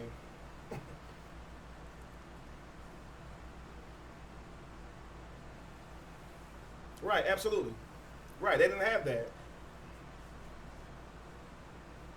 Right. And look, this right here lets you further know that tithe wasn't about money at all. So let's talk about it. Where was the tithe to go that God designed a special place for tithe? Take it to the place that I have chosen. Take it to no other place. It is the place in which I have set my name, said this biblical character, Yahweh. This place was Jerusalem, okay? So actually, if you're taking your tithe to any other place not named Jerusalem, you're out of the covenant of God, period. Because tithe wasn't for any other location. It was for that one spot. In fact, the Bible says if you were too far away from it, then you could sell all of that stuff and use the money to have a party. That's what it says. You can sell, like, so if you have a cow and you have this cow that it's too far for you to make it to Jerusalem, the Bible's literature gives you permission to sell that cow for money and then use that money to buy food, drink, strong drink, alcohol, whatever, and have a party and invite poor people to, and have a whole party inviting poor people and the hungry people to it. So we know that it wasn't actually literally about collecting a certain tithe. You see what I'm saying? If you were outside of the distance from this place, you were able to sell it, keep the money, and buy alcohol and have a party. Come on, y'all, think about this. This was biblical literature. If you were a fisherman, you didn't tithe, period. You know why? Fish dies. You can't store it. So tithe was never supposed to be money. It was only food. So fishermen were exempt from tithe. Anybody ever heard that? If you were a fisherman, you are literally exempt from tithe because there's nothing you can offer, man. Like you can't, and tithe absolutely was not to be money. They didn't want money as tithe. In fact, if you gave money, you were penalized for giving money. So they actually charged you a certain tax or interest for giving them money instead of food. Isn't that something? And now you're taught that tithe is money and money is tithe. 10% of your income is now tithe. So tithe is being done wrong in all types of ways. Number one, if tithe was literally to be collected as such as the Bible says, you would have to have a Levite to be able to tithe to. Then it would be food. Then it would be the 10th cattle, not 10%. So every time you get the 10th one, you would tithe. Every time you got your 10th check, you would tithe if you were doing it monetarily. Not only that, now if you're going to tithe, you got to have a Levite priest and you have to be able to take it to Jerusalem. So now you can't take it up the street from you anymore. So think about all the things that's wrong with tithe. And now once you can get this tithe all the way to Jerusalem and tithe to a Levite priest, they're supposed to give that tithe to the widows and the fatherless. Nothing's being done right in the church. Do you see why people who are in the church and who have recently left the church are so angry? Because you know people that you love with all your heart, going to church, giving them money to stuff, and you know nothing's ever going to happen for them except that somebody else is going to get richer from them giving their money. Then that money is going to go to a bank, and then somebody who has nothing to do with your church, doesn't know the name of your church, probably never rode down the same street your church is on, is going to get that money loaned to them because they have a credit score. Come on, y'all, think about this stuff. You just helped that man start his business, not your daughter, not your son who's trying to go to school, not your daughter who's in cosmetology school, your son who's in barber school. You take this money and you give it to the church, and now the church is putting it in the bank, and somebody else who want to go to school is getting that money because they got the credit to get it. Thank you, Chandra. Thank you, Chandra. Yes, sir. I think, hold on, they couldn't hear me before. Basically, what I was telling Kevin was as far as if we needed to let the land rest for a year, if you're storing fruits and vegetables and grains and seeds like that, if you're not going to put anything back into the ground, your fruits and vegetables are going to expire very, very, very quickly, probably within the first month or if not the second month. So basically, you can't store fruits and vegetables for a year. That's kind of common sense. I think that was the only point. Also, somebody pointed out they wanted some references next time, just a like biblical reference. So sure, basically, that'd be good. But yeah, thank you for the advice. I'll put myself back on mute. Sure. And so, guys, somebody said, man, you are completely twisting up the word of God. Listen, guys, you all have access to Bibles, right? You all have that access. So take the time to read this stuff for yourself, and you will see that nobody can stir you wrong if you have access to it. He said that you are twisting the words of the Bible and hardening people's hearts. Nobody should have that much power over you guys to be able to give y'all some information, and then y'all become ruined by the information. Validate behind people. You see what I'm saying? But you know that when you look at this literature, and you can already tell, where he stands because he says you're twisting up the word of God. He already still thinks it's the word of God, and that's okay if you believe that. But even if it were the word of God, I'm not twisting it. I'm being clear. If Jesus were here today, he would be saying what I'm saying. He already has. It's back in the very literature, Jesus condemning people for doing the very same thing that the church is doing today, collecting money. That's a problem. That's a major problem. The church should not be collecting a monetary value from you, telling you that because you give it, God is going to be happy with you. In fact, if you're giving money, God is not happy with you. This was a problem. You weren't to give money. It was only food. Because it said, see to it that there is meat in the storehouse. That there is meat in the storehouse. It didn't say that there is money in the storehouse. You got to think, the very word Bethlehem means house of bread. The very word Bethlehem means house of bread. Your church was a Bethlehem. It was a house of bread. It was a storehouse so people could eat. Beit means house in Hebrew. Beit. Lechem means bread, or lechem means bread. Bethlehem. Bethlehem means house of bread. You're right. Greg said you're not supposed to question anything. You're just supposed to fall in line. And that's how you end up right where you are. Just following in line with what they want us to do. They say give 10%, we give 10%, right? We're trying to be blessed. We're trying to be within God's good standing. So we do the things that we believe are necessary to be in God's good standing. But does that actually really do it for us? Have we giving of our tithe every single week and saw ourselves truly blessed for it? Come on, you guys. We know this stuff is literature to trick you into giving your money. And whether or not the pastor believes in it, the money's still being taken from you. It's time we really start thinking about this. How are we going to move forward if we don't question the things that's right around us? We say here contributing to this. You see what I'm saying? Somebody said, why are you collecting money? I am glad you asked. You gave me a little standpoint to try to ask again. Somebody said, why am I collecting money? And this is the thing. I don't know if that's a realistic question or if it's facetious. Either way, I'll answer it. Whenever you walk away from a church and you've been having people collect money from you, I can see how somebody can say, why are you asking for money?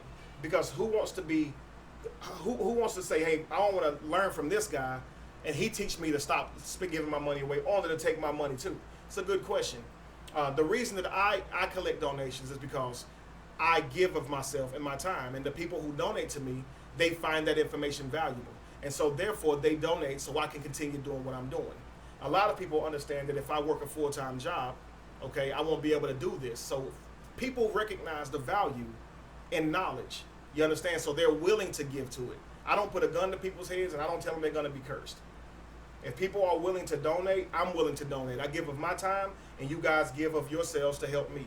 And I appreciate you guys. Thank you so much for everybody who has already donated. And thank you for the ones who are going to continue to do it. But they might not even, I was going to say, they might not even know that you lost your job after speaking. Well, after your video went out. Sure. You know. A lot of you guys, if you don't know me, I did lose my job immediately after speaking out against religion. So I haven't worked in 7 months. So 100% you guys' support is needed. My only support financially is coming from you guys right now. So, but I can tell you like this.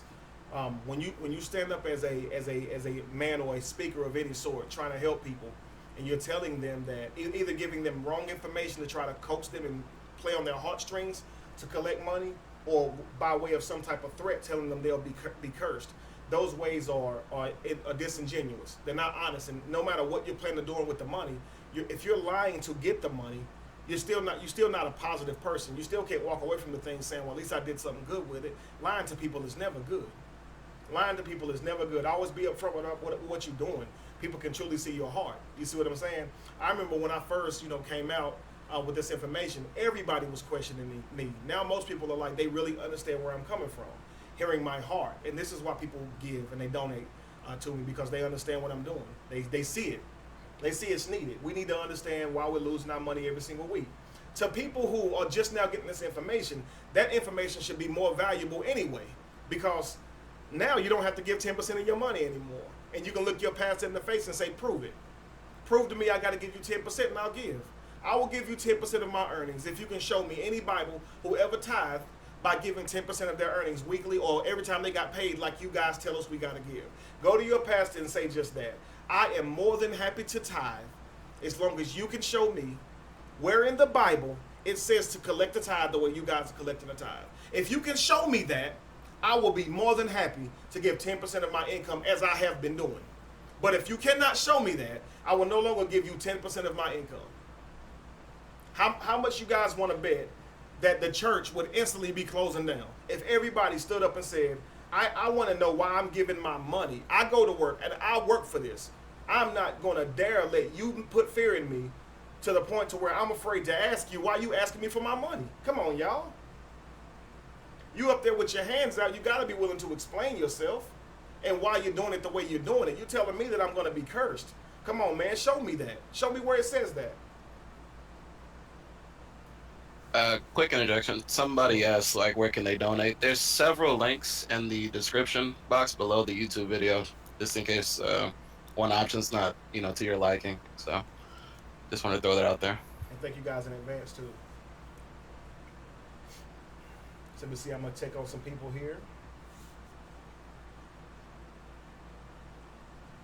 And again, I was gonna say this is really any religion. A lot of religious people, especially Christians, I like to talk about how much they do help. You know, don't get me wrong. A lot of Christian organizations do help people, but again, there are non-religious organizations that help people. Good people help people. So that's not about your religion, and that you may be doing it because you think God is going to be happy. And again, if that's you and you need that to make you feel, to make you care about people enough to help people, then okay, sure. God will be mad at you if you don't help people, if that's what you need to hear. But I can tell you this: if you think that your God is real because your church helps people, I will tell you this, especially for people who are Christian, because I get people who tell me this all the time. You know, Christians are out here feeding people, so that must mean God is real. Let me tell you this right here: the religion that feeds the most people is actually Islam. So let me just give a shout out to Islam. Thank you, Islam, for feeding hungry people. Whether or not the religion is real, if Islam is leading the way in donations and helping homeless and starving people, I got to give y'all a shout out and say thank y'all for everything y'all do for my starving brothers and sisters and family in this world. I really appreciate that. That's whether or not Allah is real or not. You see what I'm saying? But we have to understand that believing in these things does not mean that that it's real, or giving money from these things does not mean that it's real. You can give more than everybody in the world. It's not going to make your beliefs true. So understand that. So guys, we're gonna move over. We're gonna phase on over from well, let me see if anybody else has any questions specifically about tithe and the way it's collected before we move on, because I want to talk about if a church was doing it correctly, or if you had a church today and you were going to build a church and by way of helping people, what would you do with the funds and how would you collect them? Thank you, Kylon. Thank you so much.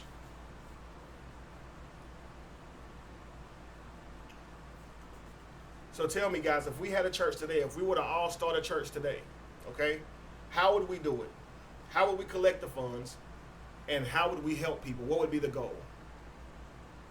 Because if we're going to sit here and tell the church that they're doing it wrong, I would like to know our perspective on it. How do we see it?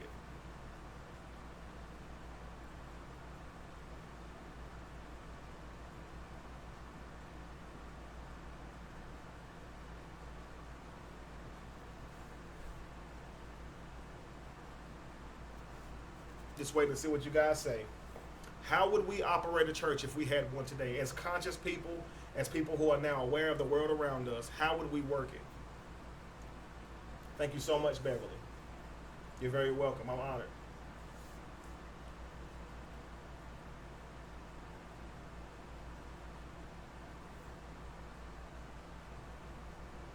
Let's see here. Make some affordable homes. I like that, definitely. Instead of building some big old outrageous church, why don't we buy a whole lot of land, right? And build up neighborhoods on them, right? The same way that you can provide for that church, you can buy 20 of those houses, right? Andrew, no, I do not have a church. So somebody said they would build up affordable homes. Even if you were to make them where they were based off income, you know, that would work. Somebody said they have a cooperative business model. You'd have to have that, definitely, so people can see where their money's going 100%. I'll start it off. I'll say that, you know, if we were to start a church, number one, I would say let's not do a building initially, right? Having a building is just going to create bills. And if the goal is to help people, why not just do it specifically online, right? But how would you use the funds, or how would you ask for funds? You can't tell them that it's a tithe, right? What you'd have to do, what I would say do would be each person would just give a commitment of something that they could provide, you know, to being able to see that mission come to play. And with the funds, we could be able to help people, right? We could be able to feed people, and not just feed people one time, but I'm talking about create avenues to where we don't have to continue going to the same city to feed the same people. I'm talking about create avenues to where those places are always going to be standing and people can go to. So instead of creating a church, you would create food halls, right? Just imagine that, a big old empty building with a kitchen, right? And then we would cook and provide food, and people could just come sit down and talk. You see what I'm saying? And we can teach or whatever we're going to do. That would be a real church, right? Not all these pews set up where they don't move ever. this big old classic stage. You see what I'm saying? Even if there were a stage, if you're going to be doing performances or whatever, because we like music too, right? We still human. We like music too. We like poetry too. Even if you're going to have all of that, the floor should be cleared completely off with nothing but tables so people can sit and eat and cook and prepare food and make sure every time you open the doors that you're providing food for the homeless and the starving. That would keep them right in front of you. That would be your priority. Why would you want to own a church and you're not feeding the starving and the hungry every time you open the doors? Why would you want to be a part of an organization that's really just standing up there talking? All you're doing is standing up there talking. Let's get out here in the highways and byways, and you ain't never doing nothing for nobody. Who would want to go to a church like that? Number one, it's like if you believe in this stuff, why would you choose a church that doesn't even have any type of outreach program at all? What's the reason that you even going if you're not helping people? Now I get it, you go because you also need to be helped. You feel like you need to hear that word or whatever. You feel like that pastor or that preacher of that church that you attend is giving you something you need. At the same time, I get that. And if you feel responsible for giving something because you're receiving something, that's perfectly fine. You know, a lot of you guys, like I said, you guys will donate because you know you're receiving something from me. So it's perfectly fair if I receive something from you. But from a standpoint of telling you that you have to give, though, that's robbery. I'm threatening you. I'm extorting you. I'm telling you, in order for you to please God, you got to give me your money. Come on, guys. So LaShawn said, well, I'm amazing that we help feed people in the community all the time. You know, the thing about it, it don't take a whole lot of money.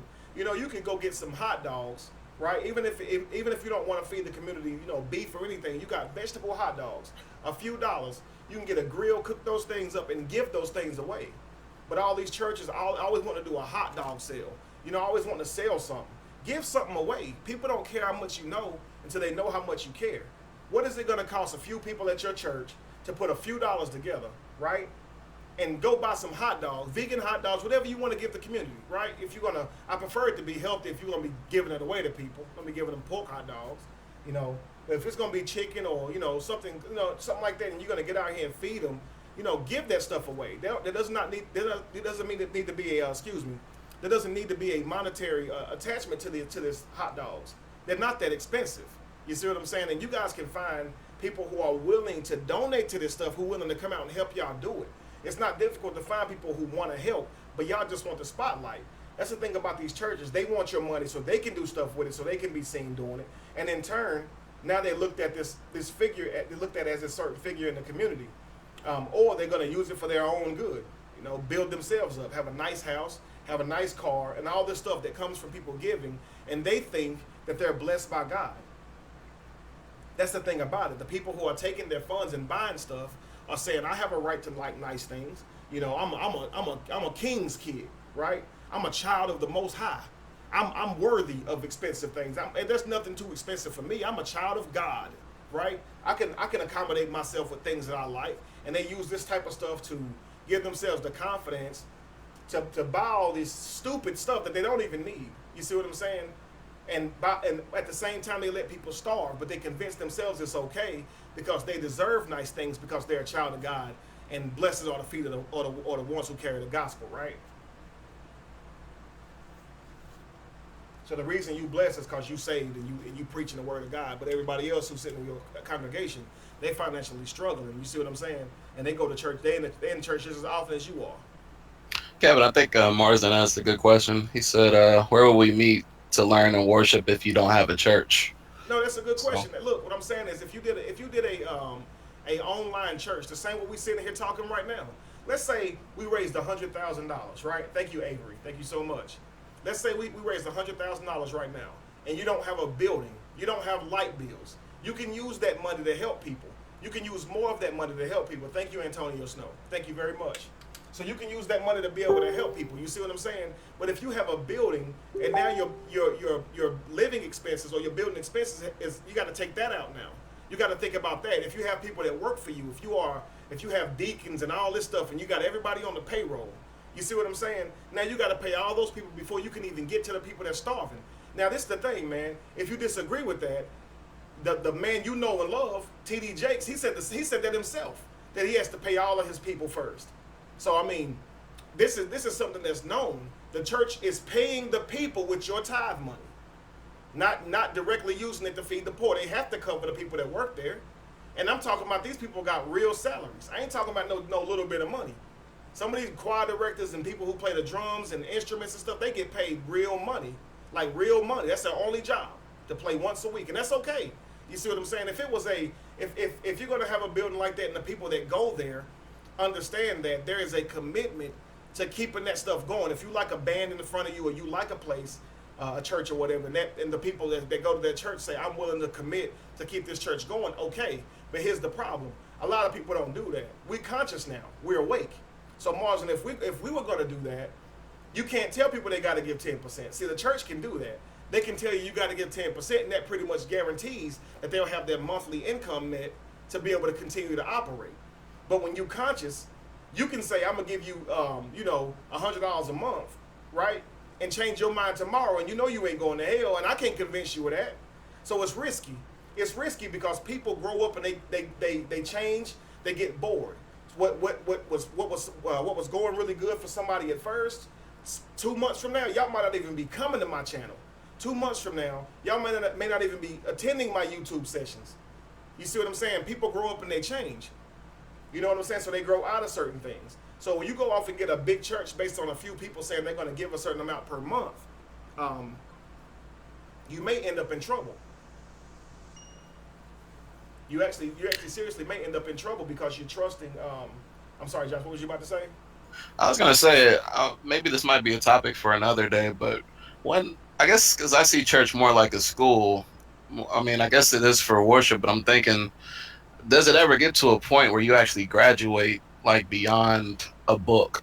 No, Because I don't.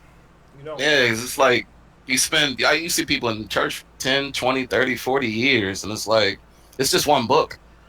And God is, omnipresent. You can't go anywhere without him. If you believe in it.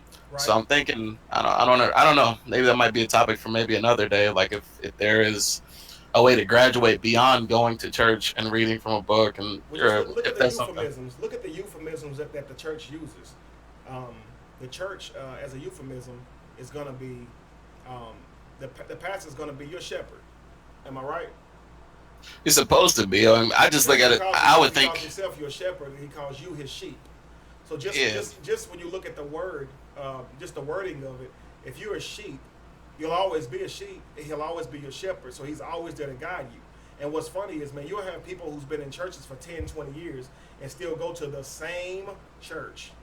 I'm talking about the point should be to raise you up to where you're now capable of teaching, and then you go out and start a church. You see what I'm saying? But that's not the point. The point is to build members and keep as many members as you can. So know that's the last thing they want you doing is graduating. Are you crazy?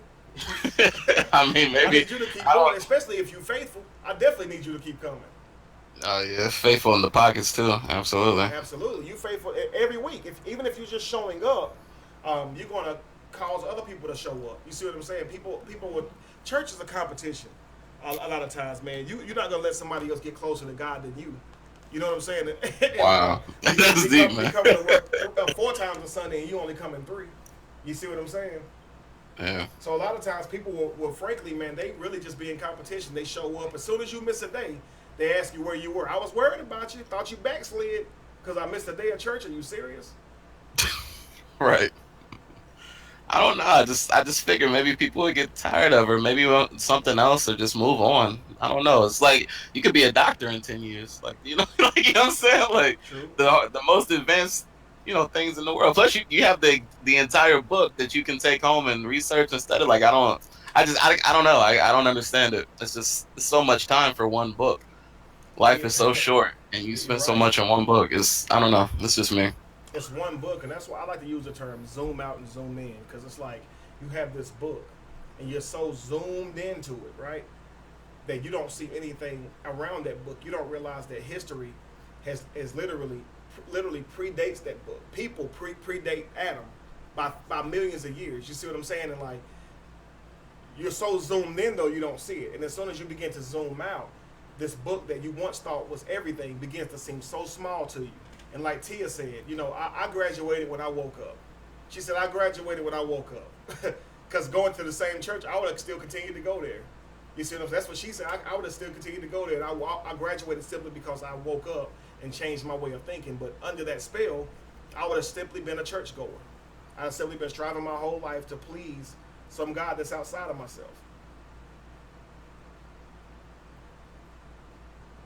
You see, I'm gonna read some comments now. Right, that's what they say. Forsake not the fellowship. Absolutely, forsake not the fellowship. Now, the fellowship of the brethren make you believe that. And I think that's a lot of what gets us to is we're not using plain English. We're using this old English and thou and art and stuff like that. And I think that hurts us too because it seems scary to us as a child because we don't get it. I think people associate that with some kind of authority. Like, right, absolutely. this is royalty. Like that. Yeah. This is a royal figure. Look at the way the writing is. It's so royal and prestigious. Right, absolutely. They really think that they put a lot of faith into the words simply because of how they're worded. You know what I'm saying? Like, where is the thous, all this kind of stuff. And it's like, is that necessary? Just because they word it that way doesn't give it power. And and the preachers to this day preach using that type of tone, but only when they're preaching. After it's over, y'all go to Golden Corral. They don't be in there talking about some thou and doest, right? But in church, they'll be like, "Don't forsake the brethren now." They say all the words out just like that, and they always get into that mode of preaching too. That's why you can tell it's a show. I mean, I see preachers do it all the time. I never did that. You know, when I talk, I simply talk the way I talk now. I never hooped or any of that. And I never understood that actually my pastor, the guy who led me to Christ and raised me in the things of the Bible, he didn't hoop either. So I kind of went in under the understanding you didn't have to do that. But I remember we would invite preachers in and they would be talking normal. Hello everybody, welcome into the church. God is good, right? And everybody yell out all the time. They go through the whole thing. And then he'd be like, turn with me to John 3, chapter 16, right? And as soon as you get ready to read it, for God so loved, and then all of that, man. It's like that's crazy. And you looking right at him like, I'm sitting here watching you fake it, like, and all of a sudden you hear the music come in and get behind you. And everybody getting excited and really thinking it's God, running around shouting, and you realize it's a program. And even our children know it. Outside, it's a concert. Outside dancing, and just like Sister So and So. You see what I'm saying? Absolutely. It's like a pep rally. Said, my mom wants to pray every single time she eats. That's crazy. Every time they eat, and that's how we've been programmed, man. Like you cannot, accept anything without first giving gratitude to this God that's outside of yourself who provided it for you. If it had not been for them, you would have never had it. And that's how we're raised up thinking. And this is why you'll never grow confidence in yourself, because every good thing that happens to you is by way of some God outside of yourself doing it. So you can see the problem there. How can you ever take gratitude for anything that you've done for yourself and build confidence and take a real look at the pattern of your life and say, man, you know what? I have been strong throughout my life. By pattern, I have been doing things and I've been on it my whole life. I'm glad I was there for me. Instead of saying that, we look back at our lives and be like, boy, if it wasn't for Jesus, I wouldn't have made it. And it's like, why do we do that? Simply because we've been taught to. The Bible doesn't say do that. That's how you know it's like religion is not biblical. It's not according to literature. It's according to how you've been taught. I saw something recently on the news. This guy picked some kid up off the street, like I guess to give him a ride to work or whatever. So they started a GoFundMe, and it got successful basically, and they struck a deal at a local car dealership. So they recorded the reaction. He was happy, et cetera, et cetera. He's like, oh, thank you guys. He's like hugging them. And it's like, oh, thank you. He's like, well, glory be to God. First of all, you just had people in a GoFundMe donate money, just like people are, helping your cause and, other people. So definitely not all glory be to God. Second, you had to go to a car dealership to strike a deal to get the car. So, and, they're looking out for, ads, et cetera, that kind of recognition. Because like I said, it was a local news story. So it doesn't make sense, but like, again, people in that mentality think this is all God. Not knowing, like, people are going online, putting their credit card information in, writing, good luck to you and things like that, wishing you well. Like, they ignore all that and just say, well, all glory be to God. And, forgetting everything, that how it actually happened. Absolutely. So, I mean, it's just even a. if somebody helps you with something, you walk up to them and say thank you, they'll say no. You better thank God. Oh, my man Good Dewey job. finally came through. Oh yeah, good job, good job. What's up, Dewey? How you doing, man? Oh, I'm he fine. How hasn't you hit me yet. doing? Okay, good, good, good. Welcome in. So, guys, before Dewey speaks, I'm just gonna let you know Dewey was once a pastor, also with a 501c, and we're gonna talk about that and how he would do it, of course, if he moving forward, using now that 501c program to be able to teach the truth. I saw a person comment earlier, and she said that we would need a church, a building, so we can meet and have conversation with like-minded individuals. I want to say before Dewey starts talking that that's kind of the conversation that myself and Dewey has been having, is that we do need a place where we can meet and have conversations with like-minded people, because a lot of us, we're really sitting here alone. Our closest friends who know anything about any of this stuff, or that we feel comfortable talking to about this stuff, are miles away, in your voicemail or in your Instagram or in your inbox. They're not somebody you see every day or anything like that. So I definitely do feel that that's needed. What do you think, Dewey? I really do. And the more I watch what you're doing now, I look at the amount of viewers you have, and I feel we got enough people in different states and cities that we need to start a movement using Kevin as our leader. And by saying our leader, if we can bring people together to meet with him 8 o'clock on Sundays, where they can hear Kevin, I think we can start this movement and get people to come in different cities and just have key people appointed for different cities to make this happen. And then we can get places.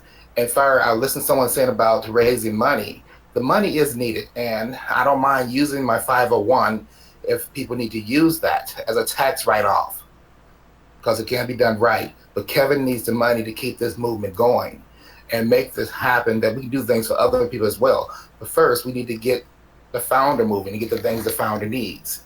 And I'm ready. I'm all for him. I'm ready to go. I have not started my congregation back because my congregation feels the way I do. The people that left on, we just wait to see which movement I want to go. And I already know where I want to go and which way I want to go. I'm just waiting on Kevin to come up with a name for me and for us to get moving. But it's time to start. We got Jehovah's Witness, they doing their things, all the people. But we need to come up with our name now and start teaching the truth and get people out of this bondage that they're in, where they don't have to wake up on Sunday, oh my God, I got to go to church. There they go. They're right at home. Absolutely. They just need to learn the truth. You're right. Absolutely. Learn the truth. Somebody spoke about heaven and hell. And I just want to be honest with you. Your heaven is in your mind. Your hell is in your mind. It's your guilt. When you do something wrong, that's your hell. When you do something that's right, that's your heaven. That's where you're proud about yourself. Sure. And you know that. And it's really up to you. And something about love your neighbor, that's true. Loving yourself. You can't love nobody else until you love yourself. And go from there. And we just got to stop this trend, man. I haven't paid tithes in years, but I choose not to. I remember the last time I did pay tithes, and I had to go back that Monday. I told them, give me my money back. I had to go pay my cell phone bill. And they looked at me and laughed, but I was serious. Why would I give you my blessing? And my blessing was to pay my cell phone bill. I put it in the offering tray. And I went back that Monday and told them, give my money back. They were mad, but they gave my envelope back. Did they? But that's when I woke up. and I'm just serious about it, Absolutely. And that's what it is. And I was actually watching some of Kevin's videos, his older videos, earlier today. And the more I watch them, it just empowers me more. And it's time for us. It's time for us to start moving. Listen all day, you listen. But listening without doing something means nothing. Absolutely. And we got a lot of people that needs to hear him. And I think we all work together. His total listeners will build every week if we work together. Listen to him and GoFundMe account. And I will be glad to give my 501 if you need it, that they can file on the income tax to get it back. It's a certain way you got to do it. We can do that. And that's one of the things. It's just a matter of doing the company. Right. That's one of the things that Dewey and I was talking about. I was like, man, I don't really want to do a 501c3 just for the simple fact of thinking that if you do that, they'll control what you can say. And, I'm not about to keep my mouth closed. But he expressed to me that that's not necessarily the case. And this is actually beneficial for people who do want to receive, that money back and get that money returned back to them. So I know a lot of people, they don't want to donate, especially large amounts, because they don't want that money to just be gone to them. And I completely understand that as well. So I do want to want to do the 501c3 for people specifically who want to receive those funds back. That's also important. We don't want you guys just giving away your money and not getting it back if there's a way for you to be able to get it back too. You know, if you guys can help push the mission, but also get that money back, we want to do that for you as well. But I want to know what y'all think about what Dude is saying. Us starting a type of deal where we meet up weekly and kind of build it like a church, like a real church and fellowship, and move forward. What do you guys think about that? Would you guys be down for that? Because I look at it like, you know, if you do a building, especially in like some location, anywhere you choose it, it's gonna be I think somewhat of a problem, because someone's gonna say, man, I wish they would have put it here. I can't go to it. What good is he gonna do me? You put it way over there. But I feel like if we're doing it online every week and we're talking amongst each other, whenever I branch out and decide to go somewhere, that area that I go to, we'll all get together. And what I'll do is I will always continue to travel around speaking, so we'll always get together. But that's what I was saying, making you the founder. Right. You'll be over all of us anyway. We would just be the branches. Got you. I got you. So tell me what Different you city, guys you'll think see about the that, founder. please.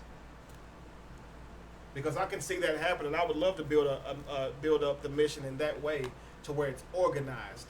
You know, we can actually keep track of the information that's going out. We know who's receiving it. We have a place for people who's in a location to be able to go to a certain place and receive more information.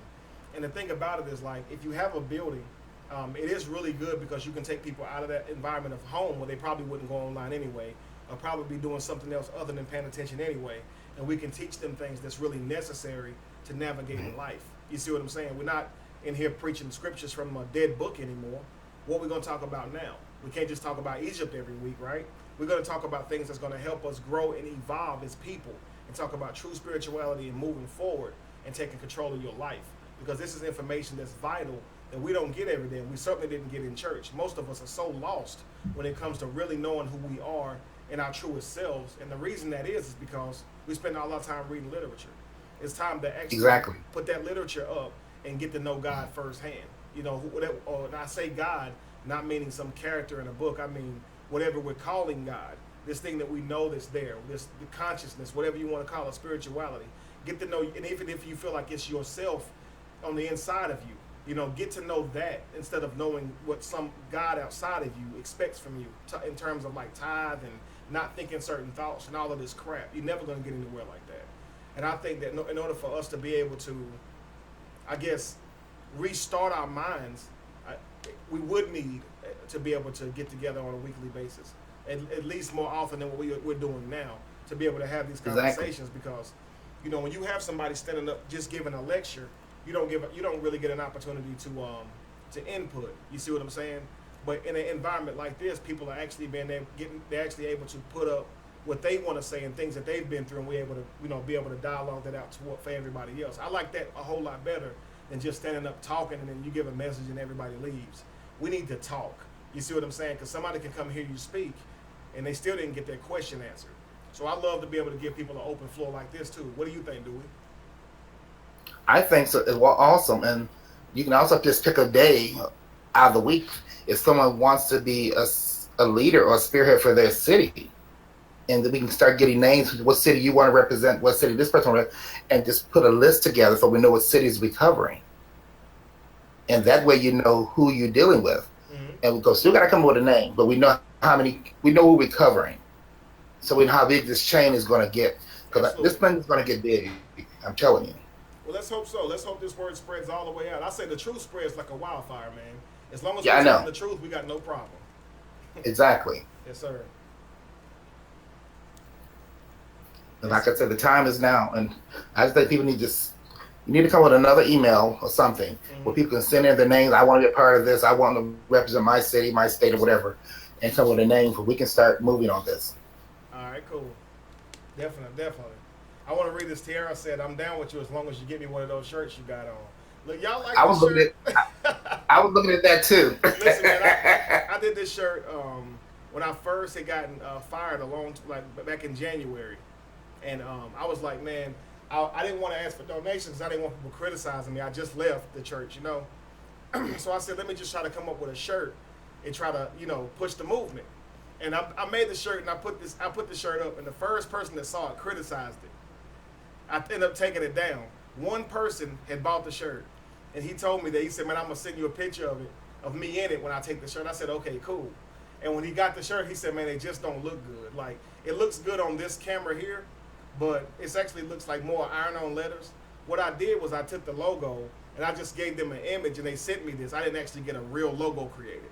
And I got this, I made this up, but I didn't do it like the right way. So if you guys like this shirt, let me know, and I will definitely get these shirts available for you guys. It says Evolve, and it says ex-pastor Kevin Wesley. I'll take the ex-pastor off. I don't like going with that anymore. But it's about evolve. If you notice, it's love. So I made it in a way where you can see that evolve has that word love in it. How can you evolve without love? It's nice. I like it. Thank you, brother.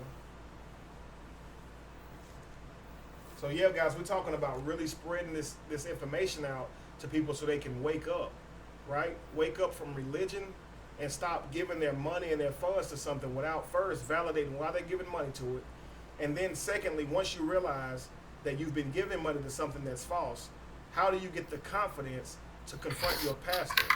Dewey, I'm going to ask you, as a person who has been in this position, what is a good way to approach you about tithe without you feeling offended? Like, what's a good way that you wouldn't be offended if somebody approached you about tithe? How would you approach your pastor? I think tithes has put a bad flavor in people's mouths today. I would not even use the word tithes. I'll just get real. We don't even use tithes when I collect the offering now. We don't even use tithes, period. I just say, come up and give what you feel you want to give, what you're blessed to give. Because when we collect now, we actually seek out somebody that needs help for that week. Mm-hmm. Nothing goes to the bank. Right. And I've been doing that for the last 2 years now. Nothing goes to the bank. It's for someone that needs help. I just don't believe it was meant for that. Sure. But my people do know. I don't even use the Bible the way people use it. I use it as a what word can I use? Even the characters I use more as a allegory, category or something, or something to pick up the spirit or illustration. Illustration to pick up their spirit for the week. Okay. Because I already told them I don't believe half of the stuff is in it, and they know, and they feel the same way. So my people are already on track. I got you. And I have 50 people in my congregation now, and they're on track, and they already understand and they know the movement, and they're fine with it. I just think you need to come up with something different than tithes. I think you get more response because the word tithe just pushes people now. Well, no, of course. I'm saying for people who actually are still currently tithing, in the literal form of the word at church, how would you suggest that they can approach their pastor and about tithes without? Well, I approach many ministers. I still approach ministers with that when they say tithes. I just say, since you're on tithes, can you show me? Where in the Bible they talk about tithes, and they take in many areas there. And I said, you still ain't showing me about 10%. Right. It's right there. I said, it does not say 10% right there. I want you to show me 10%. And I said, they said, well, show me. I said, well, when you get a call, man, I give them my number, and I never get a call. So absolutely. They never can show because hearsay thing like that. But I like the where you told them, when you can prove to me and show me, I'll start paying. I like that part. I would love to pay tithe if you can show me where in the Bible they tithe the way you're asking me to tithe. I would love to pay tithe. Gladly. And you can't go no other way. And that is so respectful that way. And the pastor might be mad. They might put you out of the church too. Because I have a big church here. I won't call his name out of respect. But when you join that church, he has like 3,000, let me correct that, like 1,000 members. And when you join his church, before he officially take you in, you have to bring your W-2. Right. See, there we go. Somebody was talking about that earlier too. Or you have to bring your pay stub. Mm-hmm. You join. If you join Sunday, you got to meet in his office on Tuesday, no later than Tuesday. You have to bring your pay stub. And he looks at it, he counts, and he tells you how much you got to pay every week. You have to sign this contract. And if you fail to sign it, they do dismember you. See there? Unreal. And so, it is really bad because they will dismember you. I know churches that do that as well. That's why I was asking to see if anybody else knew churches that do that. They'll actually, call you in and say, you haven't been paying your tithe. You haven't paid them in the last 2 weeks or whatever. And if you don't pay them, we'll have to revoke your membership. So you literally are paying for a membership to go to church, man. I went to a church last week. The minister said everybody got $25 come up first. Mm. And then he gone down to, it took all the way down to, then it got $10, and then he brought it down to like, I think he said $1. And then when he got to $1, I walked up, I put a penny in the tray on purpose and turned around. Yeah. And he looked at me, and I was waiting for him to say something because I was going to read him right there in front of the sanctuary. Exactly. But I said, that is really a shame. That if they say he does his offering like that every week. Right, but again, it creates. He started with the high competition. Yes, he's also do that to make people feel bad, but they just start bringing more money in. Right, exactly. That's that really secret sad. competition. Everybody either want to be closer to God or closer to the pastor, right? And if But- he's saying, But what bothers me, the church is full and they're still there. I would have walked out, but they like stuff like that. well, you have nobody going against it at all. So the thinking is not, is this right? You see what I'm saying? They're within that trap of, I want to be one of those people who stand up with $25. Yeah, I want to be seen doing that type of stuff. They're not actually questioning it because the man says, if you got 25, stand up first. If you got 15, stand up next. That's not biblical at all. So to even accept that, you got to be under a trance anyway. It's like, to me, do you really care about doing Bible things in Bible ways, or are you just there for a show? Just be honest with yourself. Because if you're there for a show, you don't even have to read it. Don't worry about it. Give your money, shout and holler, and do your thing. But do you care if it's right? If it's the Bible, shouldn't you do things the way the Bible says to do them? You see what I'm saying? Mm-hmm. When I studied Passover, during the time of Easter, I did Passover. You see what I'm saying? I didn't do Easter. Because the Bible specifically talks about doing Passover the same way that a Jew would pretty much do it, because it was a holy day according to God in the Bible. Right. So it's Exactly. like, at what point do we get to actually doing Bible things in Bible ways? If you're going to be living this Bible saying that it's the Word of God. But I know people who are in the church, if you try to do Bible things in Bible ways, they will say, you're religious. You're religious. Like, you don't let these people put all these rules on you and make you feel. I went from eating whatever I wanted to following the food laws, when I understood that biblically the Bible never said that you can eat anything you wanted. Biblically, it never okayed it. Now, there are certain scriptures that people use, like with Peter and the cloth, but that illustration was told by God what it meant, and it was because somebody wanted to be saved. It wasn't about literally eating food, right? Mm-hmm. So when I saw this, I said, I'm cleaning my diet up to eat according to how biblical literature says to eat. The people at my church told me that I was under the spirit of religion, and I'm trying to please God in a way that you can't, by simply trying to follow what I thought God wanted from me. Being obedience was religious to them because they were eating pork chops. You see what I'm saying? And it's like, to tell me that I'm being religious because I'm trying to really follow the literature. How can you condemn somebody for following the literature? That's the kind of world we live in, when you can condemn somebody for actually trying to do it right. Mm-hmm. I agree with you. It's like when you have people criticizing you for doing it right, there's really not much you can say for people who do it wrong. They're criticizing you for doing it right. You see, so it's really like a little right. I follow what you're saying. Yeah. And that's how the churches are, man, because they got everybody doing it in this way. So even the preachers, when they come up behind the pastors, the new preachers come up, they do it that way. Not because they studied it and that's the right way to do it. It's just tradition. And that's what churches become about. They become about tradition. You do it because it's pattern, not because it has biblical relevance to anything. We just simply do it because it says to do it. You see what I'm saying? Like, a lot of the things that's done in the Bible, done in the church today, are not biblically condoned at all. Mm-hmm. But we do them. You see what I'm saying? Like, you might go to a church where they feel like you can't wear open-toed shoes. Mm-hmm. And another church will feel like you can. This is the type of stuff I've seen churches like that. You see what I'm saying? Like, y'all arguing about open-toed shoes. Like, if you ask a person, are you religious? Are you Pentecostal? Are you Methodist? They can tell you what they are, but if you ask them why, they can't tell you. What's the difference between Methodist and Pentecostal? Why did you choose Methodist over Baptist? Why did you choose Presbyterian over Methodist? Why? You didn't make a choice. You're a Methodist because that's a church you end up going to. You Baptist, that's right. Where you end up going to. And that's a sect of Christianity. So that's what I mean about when Christianity is broken up into all these fragments, to the point to where the people who even adhere to a fragment of religion can't even tell you why they adhere to that fragment of religion. I'm a Baptist and I can't even tell you why or what's wrong with any other sect of religion. How can you ever be free from religion as a whole when you don't even care about things like that? Why are there different titles in terms of Presbyterian, Methodist, and Baptist, and Pentecostal? Why? What is all, did God say that? Did God make all these titles up? Where they come from? You see what I'm saying? You're right. And at some point, we got to look at this whole thing and be like, this is a whole big lie. And we're really sitting up here like, you know, St. John Methodist Baptist Church. Then over across the road is St. John Baptist Church. You know what I'm saying? And it's like, it's so crazy because at some point we're going to say, why are we going by Presbyterian and Methodist, and why can't we get along simply because the titles aren't the same? Why?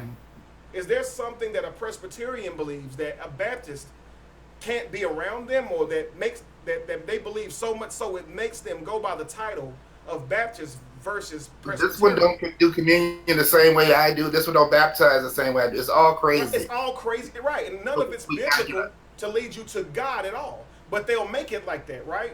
And so you're right. I remember going and preaching at churches, man. They would tell me, you know, just so you know, tell your congregation that, you know, we believe that women can't wear pants. So to literally say, I'm going to be at this church. If you guys want to come, make sure y'all wear pants, because they believe that women, they make sure that if you're a woman, don't wear pants. You know, wear a dress because you don't want to offend them. They're under the belief that a woman can't wear a garment of a man. So they believe that because the Bible says a woman not to wear a man's garment, that means pants, when pants were designed as unisex. So I don't know why we believe that women can't wear pants, because it says that. Pants were, number one, designed for men and women at the same time. And in fact, they all wore dresses back then. If you want to call it technically a robe, fully connected top to bottom, it's called a dress, right? If it's just the bottom, it's called a skirt. So technically, what we're calling a robe in the form that they were in, they didn't wrap in the front with a belt around it, so it technically wasn't a robe. It clothed all over them like a gown. It was a dress. So no men wore pants back then. So God definitely didn't mean pants when he said that, right? Or when the literature says he said that. But people will tell the women in the church that they can't wear pants. You see what I mean? And it's, I'm talking about to tell another human being they can't wear an article of clothing, and because a holy, inerrant, all-loving, powerful God cares if you wear a pair of pants. It's like, wow. So if you will accept crap like that, of course you will accept giving 10% of your money. If God care if you wear pants, of course he cares if you give your money. Great. But another thing too, I was in my meeting with my members, because we only meet once or twice a week anyway, and they love your videos, and they already said, once you create the name, and we moving right over into your movement. So you already know Toledo got you. Yes, sir, brother. I appreciate that too. You're right. We're right on with you. So. Yes, sir. And that's always lovely to hear, man, because I'm trying to any way I can, shape or form, to spread this mission out, because I can't do it alone. You see what I'm saying? I need people who are willing to say, I'm willing to pick this up with you and help to free our minds. We're so lost. So once you get started, you'll be getting a love offering from us once a month. We'll be sending you a love. And it's time to be about that, to actually get out here and really start doing it, because we talk about this stuff all the time, but I know a lot of us really want to get out here and really start helping people and making a difference. I don't want to just be talking forever. At some point, like I said, we got to put our money where our mouth is, and let's get out here and really start, using these funds to really start helping people, because we got to show these religious people up. They think that the only reason they've been able to help is because their God is out here by some way doing it. We need to show them that we can do more than what their supposed God can do. We need to show and I was just sitting there thinking what you said about the 501. You would not be the only one, because Jehovah's Witnesses don't use the 501 either. Right, absolutely. They don't, and they're doing well. If they don't, I know you can make it as well. Right, I hear that. Somebody was telling me that yesterday, that Jehovah's Witnesses, they never really seem to be in financial binds or anything, and they don't have a 501c3. They don't believe that, though. I don't know how they do it. I wonder how they are they tithing? Do they tell the people to tithe? I can find out, but they don't believe in it. They still recognize as a religion organization, but they don't use the 501. Gotcha. But I'll check into that for you, though. I'll do the research for you on that. Okay, cool. Guys, this is something that we're really talking about, because we're trying to find a way to be able to continue to minister, to be able to get this information out to people so they can continue to wake up. We're calling this the age of Aquarius. If you want to call it the age of awakening, whatever you want to call it, it is due time for us to come out of our sleep, come out of our slumber, and begin to really research truth, with the goal of growing, with the goal of being better individuals and helping this world that's in turmoil right now. People dying every day of hunger and all, and we're trying to change that. So if you guys are behind that and y'all want to see something like this take off, please inform me and let me know. We want to make sure that you guys are going to stand behind it. We don't want to go off and create something we can't afford without y'all. You know, that's why I say I'd be so afraid to for myself personally to go out and get a building, because I just don't know how people will stay committed. I've seen it over and over. A person who's happy today and willing to commit, you know, in a couple of months, they may not feel that way. Or even if they do feel that way, things can happen with their personal finances and they can't give. So we need more money promised than what we need, so to speak. You see what I'm saying? So if we were going to take on a building where it was going to cost us, say, $2,000 a month to upkeep everything, I would need to see commitments up until more than, of course, $2,000. Because you can't, if you just have $2,000 in promises, then you're going to be in a bind, because people do change their mind. They're not going to continue to give like that. Mm-hmm. So I want people to understand that we have to really make sure that we're going at it from a standpoint of understanding that money is going to always be needed. It's not something that we're saying at first, you know, hey guys, we need funds, and then 6 months from now, y'all not giving funds, and you're expecting it to still be a well-oiled machine. It's not going to happen like that. If we pick this up, we won't be able to put it down. We will always continue to need these funds unless something amazing happens, and I hate the lottery or something. You see what I'm saying? So just keep that in mind. Thank you, Josh. I was trying to read those comments. Somebody said I was frozen. They said I'm frozen. Am I still frozen, guys? No, I see you. Move it for me. Okay. Yeah, I was gonna say check with them to make sure if you're freezing, you should be fine. I was just looking at you. I'm going to respond because it could just be clear to do it because we're on. Let me see what they're saying. Hey guys, am I freezing still? Let me know. And if you guys think of a name, what we would call a type of church organization or some type of organization where we are out free in minds. Somebody said, that's what I like to get. I'll wear his pants. throw in a name, y'all. Let's see what you guys think. Yes. But we want them to be a part of it. Right. If they would help. Yeah, we'll definitely love them to be a part of it. I want them to throw out a name. Turn a lie into truth. Absolutely.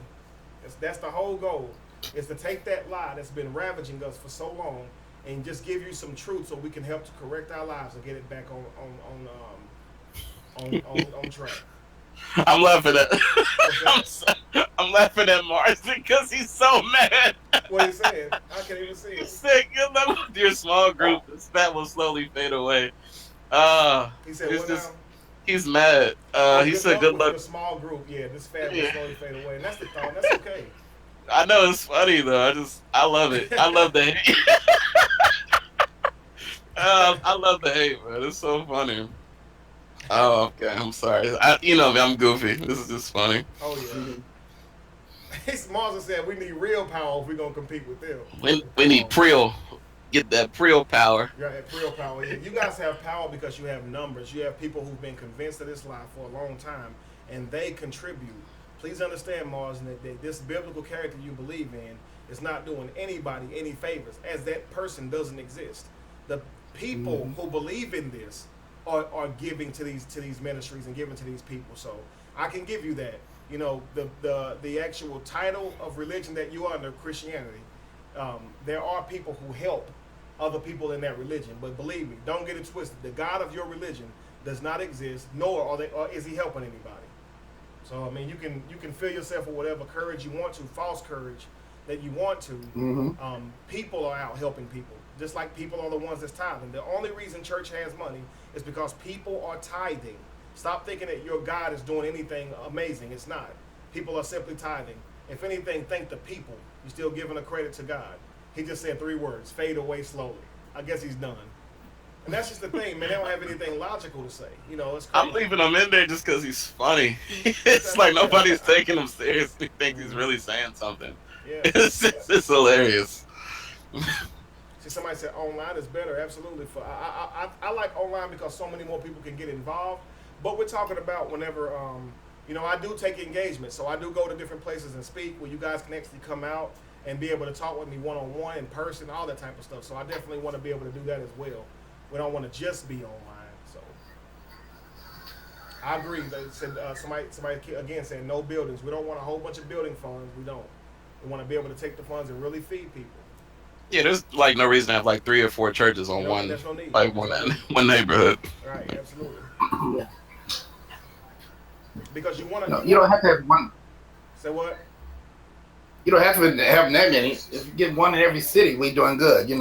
Because trying. Because it can be beneficial, man. When you think about, if you don't have a building, and you have to pay to rent one if you're going to come out and speak or whatever, that can be more costly.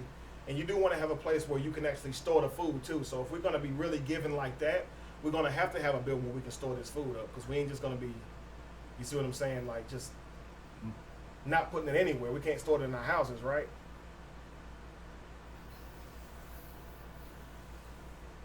Somebody's still saying it's frozen still. Video is choppy. Listen, guys, we've been going for over 2 hours now, so it's getting about that time anyway. If is it still skipping? Let me know.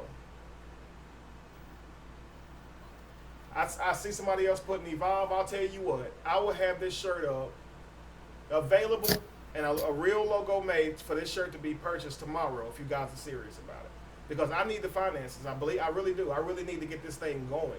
And if you guys will definitely support a shirt, I'll give you a shirt, no doubt about it. I got a lot of ideas anyway. Me and Josh been bouncing some things off each other. We try to really represent this mission everywhere we go. So I want you guys to wear the shirts, and so we want people to see the shirts and ask about it. What's that supposed to mean? I want to put some stuff on the shirts that's gonna make people wake up too. They're gonna read your shirt and get offended. That's what I want to happen. I want them to read your shirt and see something they never saw before, and force them to think something they never thought before. Evolve is a good name. I love that name, Evolve. That's the name I thought of as soon as I woke up. It was like, evolve, grow and become something else. The person that they designed you to be, you don't have to be that person. You don't have to be this manufactured robot that they created you to be, that they designed us to be through what they taught us. We can be whatever we want to be. We can evolve. We can absolutely evolve, be something totally different. This is why. The connection between you and I, probably, right here. So yeah, it's probably a little bit slow for them. But yeah, we're gonna do some upgrades and we can rectify this. But Okay, sure. I think, like you were saying, I think we get a good note for right now. Absolutely. We've been on for every week we getting better. Last week it was choppy, bad, right? So now we got better internet. Next week we'll get even better. The main thing is that we get this information to you guys. So don't get me wrong. I understand, number one, the quality can be better. It will continue to grow as you guys continue to give. Definitely. So just guys keep supporting, and let's get this out here. I got to put this Evolve shirt out, Josh. I got to really get him an opportunity to get this Evolve shirt. Absolutely. We're gonna work on that. We're gonna make sure I'll be so happy, man. I swear, y'all go up all over my wall. Make sure you send me a picture. I gotta share it. Make sure we send one to Marsden, bro. We gotta hook Marsden. Man, Marsden gotta get an Evolve shirt. We gotta get one for his whole congregation. What's the prices on the shirts? Yeah, absolutely. Yes, what's the price gonna be for your what's shirts? The price on the shirt? I have to look into it, man, because when you go on the shirt companies or whatever, they'll give you the prices based on the quality of the shirt. I don't want to give them a cheap shirt. Something's gonna fall apart either. So I'm gonna give you guys something quality. But the main thing is spread this word, you guys. I want people, when they see that shirt and they ask you what Evolve is, you don't know what Evolve is, let me show you. Evolve is when you take that caterpillar and you turn it into a butterfly. Now you got these big, beautiful wings and everybody mad at you for it because you can fly and they can't, right? They still walking around being a caterpillar, but you took the time to research and study, and now you big and beautiful and they mad about it. You see what I'm saying? That's exactly what happens when you evolve. You find yourself trying to explain yourself to caterpillars, but you don't have to. If they're stuck in that way of thinking, let them think like that.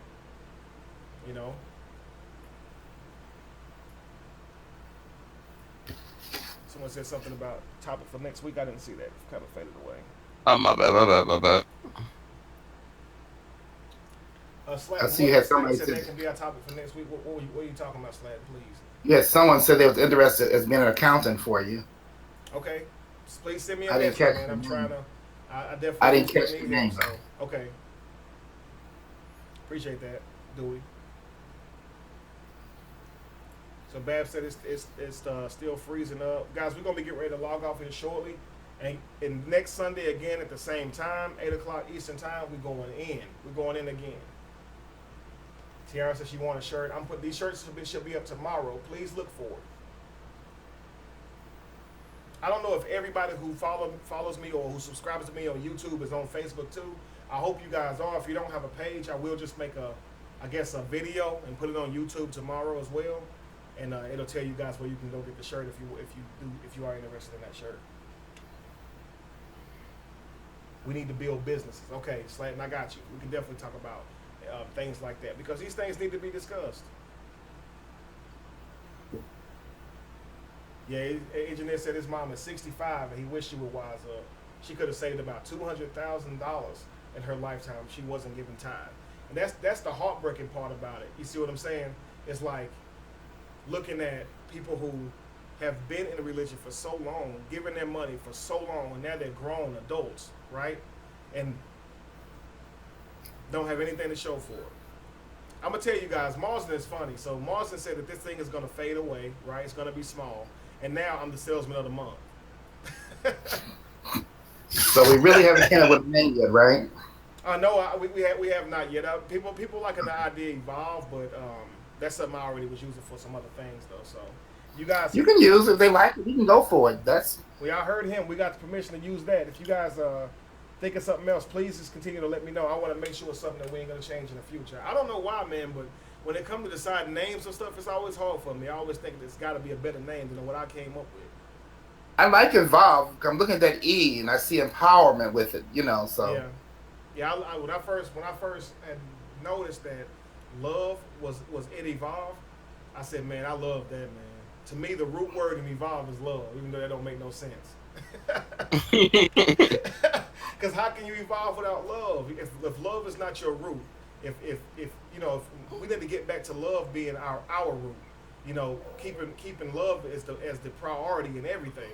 Without love, you're not going to notice these people starving, and you're not going to care enough to sacrifice, the money that you can have in your bank account to making sure these people can be fed.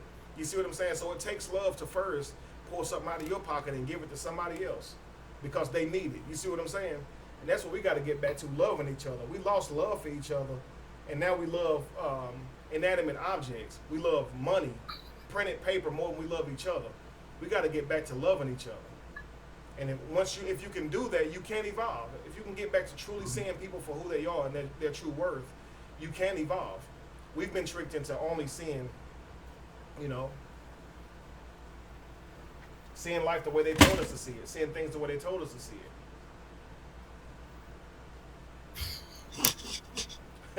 This Marsden. This Marsden. John says he's pledging $100 for my shirts. I see somebody broke your evolve down to evolution. That was nice. Absolutely, that's where it comes from. Absolutely, let's have an evolution, a revolution. Rebel. We're gonna rebel against all this literature that they give us, and we're gonna create a whole new way of thinking, a whole new way of growing. Mm-hmm. I appreciate that, Beverly, and I believe you. I see you all the time, commenting. So I want to thank you for staying tuned too. Guys, I'm not gonna keep on rambling. We talked about tithes. We got into it. If you still tithing after today, I really don't know what's going on with you. At least if you're not willing to go sit down and talk to your pastors one-on-one about this, I don't really know what's going on with you and what makes you so afraid to talk to them. Because it's your money, it's your life. Take control of your life. Plant your tithes over to us, over to this mission. Yeah, give it to some of the. Absolutely. If you want to give your money to something that's really helping people, why don't you give it to people who you are really benefiting from? So if you're hearing knowledge and they're giving you information that helps you continue on in your life, 100% give. But if somebody's threatening you, telling you got to give or be cursed, you need to